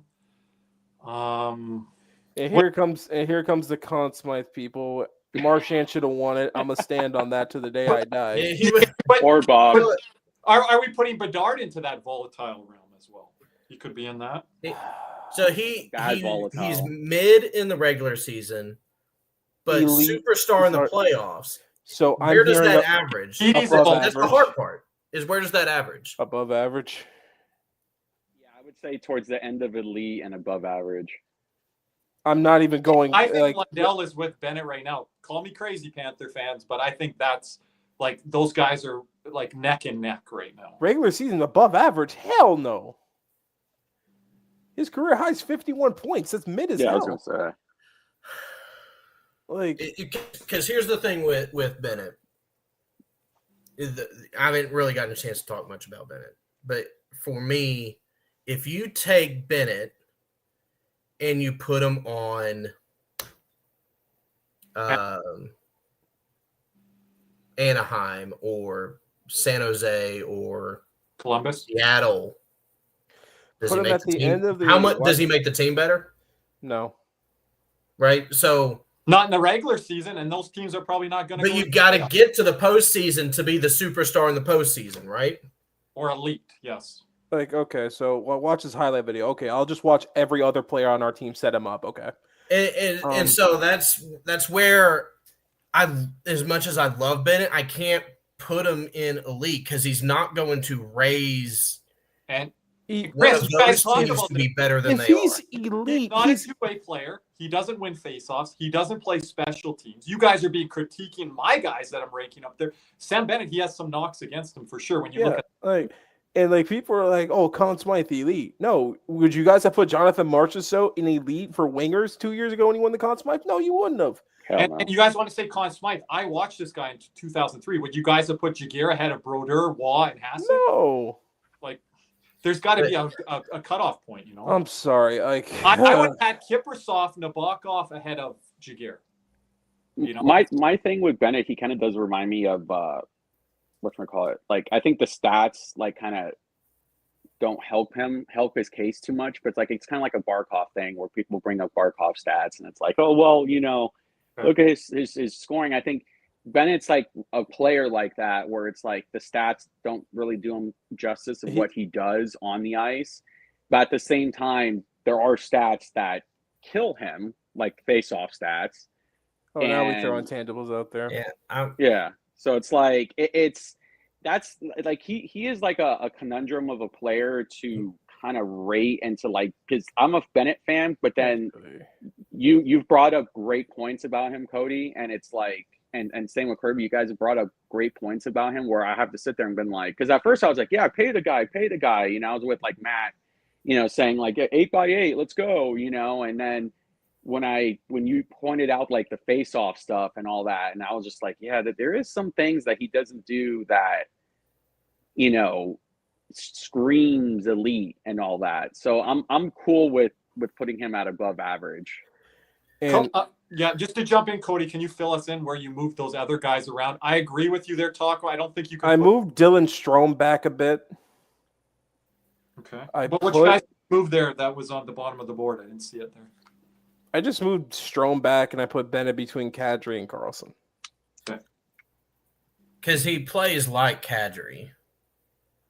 Yes, Is but he he a- does, but he's not a producer like. But Kadri. yeah. It's like, so for me, I'm looking at like the honestly, I'd rather have him above Duchesne, but I'm looking at like. Why am I drawing a blank? The guy between Kadri and Johnston. Am I not seeing this? That's Joel Eriksson Ek. Oh, Eriksson Ek. Thank you. I'll move him back if you guys want. Because listen, when Kadri won the cup for Colorado, I mean, he was point per game, 15 points in 16 games. he was one of their best players. Missed a bit. And I think Colorado's yet to replace him. But the thing is with Bennett, it's just like people will not remember this, but his line was the worst line 5-on-5 all postseason for us. They didn't show up to the Carolina series 5-on-5. Like, And you could even say during the regular season, they were one of our worst lines. yeah, because then again, like, because Kachuk was injured, but I don't know. It's just in the Cup final, they were the line that wasn't getting the D zone starts versus the McDavid and the Draisaitl lines. And it's just with Bennett, he had like this torrid freaking postseason. And now it's just like he's on the verge of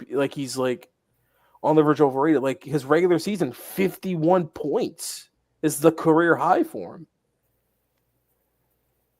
Now we have two Kirby's again. Yeah, I got one out there. My bad. But Cody, just like on the Bennett front, I do agree with you guys there. Suzuki, Thomas, especially Thomas. Cody's not going to move Suzuki up 12. I have him in the top 10. But can we move Thomas up to the top 10? over who? Shifley or Aho? Yeah, over Shifley. I want Suzuki. And I don't think Thomas has surpassed Aho yet. Can we move Thomas ahead of Shifley?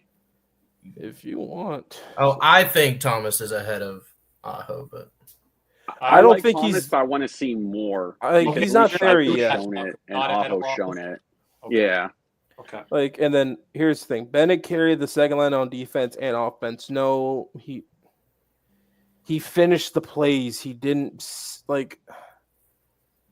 I'm sorry. Like, you're gonna really forget Carter Verhaeghe what he did for that second line? Yeah, I think how Bennett Swaggy showed up big in the playoffs. people have moved Bennett so far up that they forgot about guys like Verhaeghe and have dropped him back. And this is a fan base, Cody, that we've talked about on the post-game shows night after night. We'll get into this next week on the winger side. But now, like, it's almost like Verhaeghe's becoming underrated to where some people might put him. Where before he might have been, slightly overrated. Now he's got to try to find that level of where he's going to fall. And Bennett going forward, everyone has to remember this. Can't just go off this sample size now. You got to go off the full body of work. And then you do, like you said, Chris, you got to look at the regular season numbers, and Taco was alluding to that as well. Oh, look at David coming in. Conn Smythe, 15 goals. It should have been Marchand's Conn Smythe, to be honest with you. I was on Marchand. I'm still was not sure Marchand. if this is Sam Bennett or Connor Ingram. 15, No one wants to have that 15 conversation. plays tougher than anyone. You guys are coming here like he doesn't win faceoff. He's average. Then what the hell else you want me to go off Well, of? he doesn't win faceoffs. Now, oh wait. Hold up. Oh, now goals matter. Because It didn't matter. look It at all these categories. It I love didn't Dave. matter earlier when we were trying to say Draisaitl or Barkov, but with Bennett now they do. Oh, Okay, now all right. they Appear on do. any- Bennett doesn't appear on any Oh, of we're these top cherry 10 picking lists. over here, huh? All right, See, all right, this is here we them. go. They're moving the goalpost. I Oh think man, we're moving them the hell out of the here I am, stadium. the person that is the deal maker. Right? Here's what we need to do. This for everyone in the chat, because they're all on my side. Switch Barkov and Draisaitl, and they will probably not say anything about Bennett. No, I don't. Am believe I that. right, guys? I don't No, believe I'm that. not Where's giving where? No, Am I right, no. guys? I don't believe Listen, that. don't try to Barkov try to truthers switch over this. here. Chris, I am too, but it's such splitting hairs, just like the Bob and Vassy thing for me. It's And so then, all hard. right, well, to wrap this up, we have Leo. Hey, we the have chat's agreeing with me. Leo Chat's agreeing Carlson. with me. Leo Carlson, I think, in mid. Michael Up Backlund. arrow, Michael Backlund below pitted mid? me a mid. Okay. No, Perfect he's example behind. of mid. He's right here.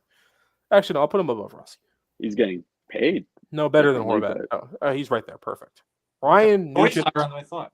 Ryan Nugent. Oh, Lord, where the hell do I put him? Nugent Hopkins. I'm not the biggest Nuge fan, but Is I did it put him on bad the that I list. want to put him in the trash can? Even though- I think he's below mid. No. Yes. he is the No. ultimate beneficiary of playing put with him- elite people. Can we put him next to Cousins and Stamkos? That's where I would put him, somewhere around there. That's you guys are low. He was on the this first guy. overall pick. Yeah, first Okay. overall pick, it has never lived up to it. Well, he's not Yeah. ahead of Mel. Well, I mean, let's be real here. Like that draft was horrible. Like, what year was he? Like 11 or 10? Put him where Brock Nelson is, then Cody and McTavish. Somewhere around. I'll put him above Brock. But you guys have Stamkos really low then. I would take Brock over him, honestly.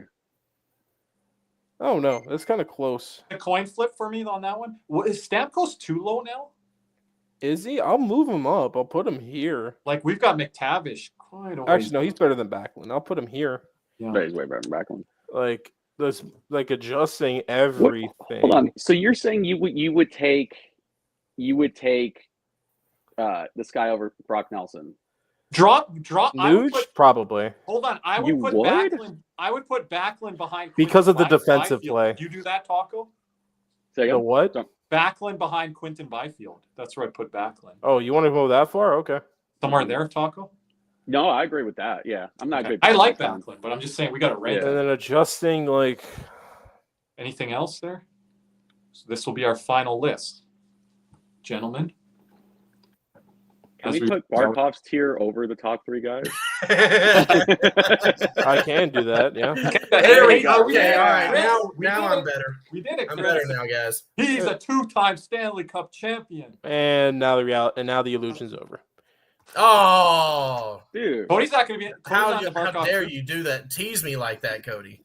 Cody's not in the Barkov truthers. make a Bennett tier then. Screw it. You know, we got to make the. Have the You got to fans do be that okay for with before something. Cody gets off. Don't ask me to do that. Don't ask me. Guys, make sure to follow Big C's down there at the Yeah. bottom. Also, the Cats and Rats podcast as well. It's like the whole Bennett thing is just so like I don't know. It's just like that playoff shooting percentage. He's never touching that ever again. I don't think he'd be close to But that. he's again. always been really good in the playoffs. Yeah, he but- just went on a tear. But But 21%. yeah, he's never going to do that again. But that doesn't mean that. No, he's such a Like hard. he had 18.4% percentage last the postseason before, but he had 31 less shots. So He's such a like- hard guy to put on this thing for me. Yeah. like it's so tough because the thing is at the end of the day, if you really just look, if he does it again, like then we probably have to put him elite if he does it twice. Because like I'm thinking about like in the playoffs, I would want him over Yeah, some but of those people that are in elite. but here's that the doesn't- problem. You got to If do the you- full body of work here. if you need to make the playoffs, Exactly. That's the point I was making earlier is like if you put them on Seattle, does that put them into does that improve their record? And yeah, the answer is it's probably kind of funny. not. It's like people are like, oh, if he's mid in the regular season, which is 70%, and then 30%, like he's superstar in the playoffs, put him in elite. No, that's not how that works. Like, no, he's above average, which is good. Yeah. What if Hey, you Lundell should be does happy. it? Like David asks, like, well, if Lundell does it, then me and Kirby are just gonna be proven right to be doing victory laps all the time. He needs to be in the Barkov tier. At the end of the day, we should just be happy we have a guy who produces in the damn playoffs. Okay, like who cares how we view him in the regular season, where we rate him on our list or any of that. Like at the end of But the day, just be happy. I want Lundell to get opportunity in the regular season, Taco. I me, do too. No, I agree with you. Yeah. For me I and think- Kirby, we're just happy that they're making the playoffs every year. But but before we close out the list, is this list good? Because I think I'm all right. Because You guys, this is what we're gonna stick with. we have Suzuki at 13, Scheifele at 12, Thomas at 11, Aho at 10, Hughes at 9, Crosby at 8, Point at 7, Eichel at 6, Matthews at 5, Barkov at 4, Draisaitl at 3, McKinnon 2, McDavid 1. We're pretty good for that top 10, 12, I'll say. I said what I did. Suzuki, but I still think Suzuki should be top 10. But I'm not quite there yet. Need another But year. he's right outside. for me. Well, Taco, you're with me on that this year, post game shows. But like I said, my pick is Montreal missing the playoffs, and it's not because of Suzuki; it's because of just everything else. Cody and I might need a community bet on that, but I'd hate to bet on Montreal. My only issue with Montreal is their lack of offense outside their top line. I think that's where I think is going to be a huge issue for them, because defensively on paper they look amazing. They are young on the back end, so there could be some growing pains there, but they bring in Dobson. I know we're going to get into this guy next week, Line. You just got to cut the cord on him and bring in two guys to replace him. Like, he's not even playing in the playoffs. Cody's talking about Suzuki numbers. Liney's not even playing on the ice. He's up in the press box. Can I, before you guys do the forward thing, can I just say, can you guys just start the forward list by putting Line in the trash can, please? He's not trash can. Please. He's not trash can. He's not, Cody, when we put all the wingers on there? He might be. He might. We're only doing top 6 wingers, top line guys. We're doing like top 3 wingers on each team, top 2. I think he could fall into their talk. I can't stand him. Anyway, that's the final list. Hey, pretty good here, gentlemen. Appreciate you guys being on here today. I mean, once again, shout out to our sponsors, Caneswear at Jeremy Beckham, with Bexcel's FLA. Once again, go check out the last 2 live streams we did for the future contest with Nick if you want more information on that. It is timestamped, so you can just go ahead and go find the last 2 videos. And we should be recording a podcast pretty soon. Yeah, Cody, you're going to be away if we are recording. We might have a scheduled guest for Friday. That is So I also want to say, check out the latest Big C's podcast episode with RA Spitting Chicklets, and then we had Dan on from Empty Netters on our hangout past Sunday. And then we could possibly have another hangout this Sunday. Yep, we'll work on some guests there, Caesar and I. Right. Pretty much everything. A lot of contest giveaways. We'll give away the Eric Poole art giveaway as well, probably on the next podcast. Yes, Taco. Before we get off, I wanted to do a shout out for a couple of my friends who just got engaged, who are part of my who are part of like my watch party. Can you guys hear me? Oh, yeah, there we go. Okay, my other headset went out. Charlie, Marisol, congrats. Melody, Mike, congrats on your with your guys' engagement. Also, I want to do a shout out to Alex, Henry, Fidel, Mowgli. My whole watch party people that are on. I just do a big shout out to you guys. You guys are family. I love all of you. Squiddy, Merrill, all of y'all. I love you all to death. Just wanted to do a shout out to them on this because they're probably gonna be watching.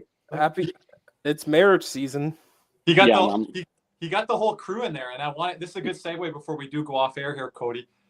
About 42 to 45% of our live active listeners are not subscribing to our YouTube channel. So make sure to hit that subscribe button and that like button. We want that number to go down, not be where the active subscriber lists are. So we appreciate all the clicks and all the views we've been getting this summer, but make sure you're subscribed. Yep. Shout out to our boy Nick once again. Yep. Off doing Nicholas Levine things. We need to have Nick back for the Winger episode show because it's going to be Daniel's our planned panel guest next. And what's funny is like Nick's probably out there DJing his bingo halls.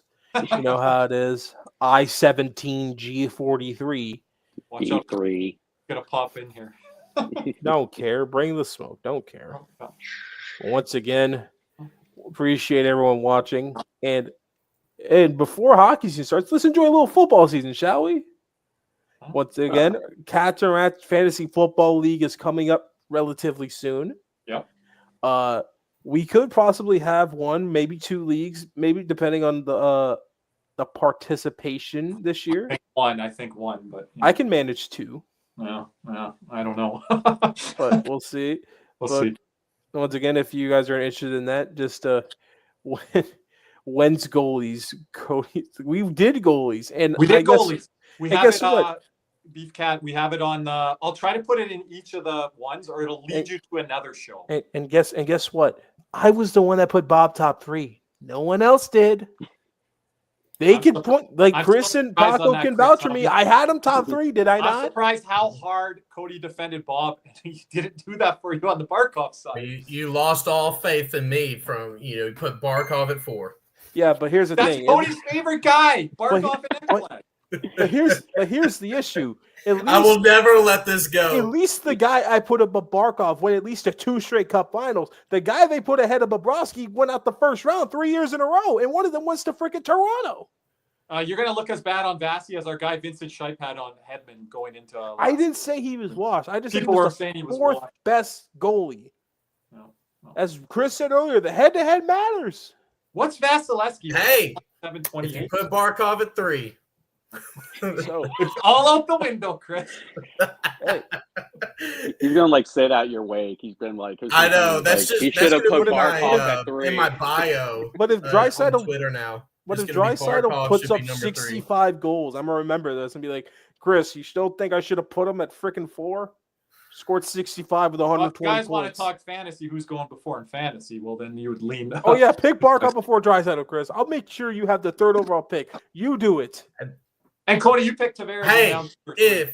if I pick, well, actually, I'm not going to pick Barkov over anybody because my fantasy team luck, he will like be hurt the whole year. So I will pick Draisaitl. That's who I'll pick, and he'll have like 20 points next year. That's my real fantasy rule. I don't draft Panthers, but That's not Die Hard's rule. We appreciate Die Hard drafts all of them. Give me all of them like Pokemon. and then Die Hard. And then Die Hard has no one playing every other night. But once again, Die Hard did beat Nick though. Came in second last year. I came up just short. Thanks once again, Kirby. Shout out for trading me Thomas Harley I had a lot for of. Leo Carlson. Everyone. I'm always good for a quarterfinal appearance. Yeah, and he's good. And he's always losing trades to me because the guy I traded for him for Raheem Mostert when he put up 20 touchdowns just retired. Not too into that. Good old Mike Williams. Thanks, Kirby. These football leagues. Yeah, I draft Christian McCaffrey last year. I'm going to quit football soon. And I don't even like That's my McCaffrey. fantasy football I don't league even too. like We're about to McCaffrey. go. I don't even like it. We'll get ready for the football league and then the hockey league. I think the We'll one get thing, in both leagues. Cats and Rats members, at least you'll be able to get. and the one thing I will push, I think there should be a punishment. But anyway, thanks everyone for watching once again. And as always, let's go Cats. Let's go, Cats. Ooh, nearly did that.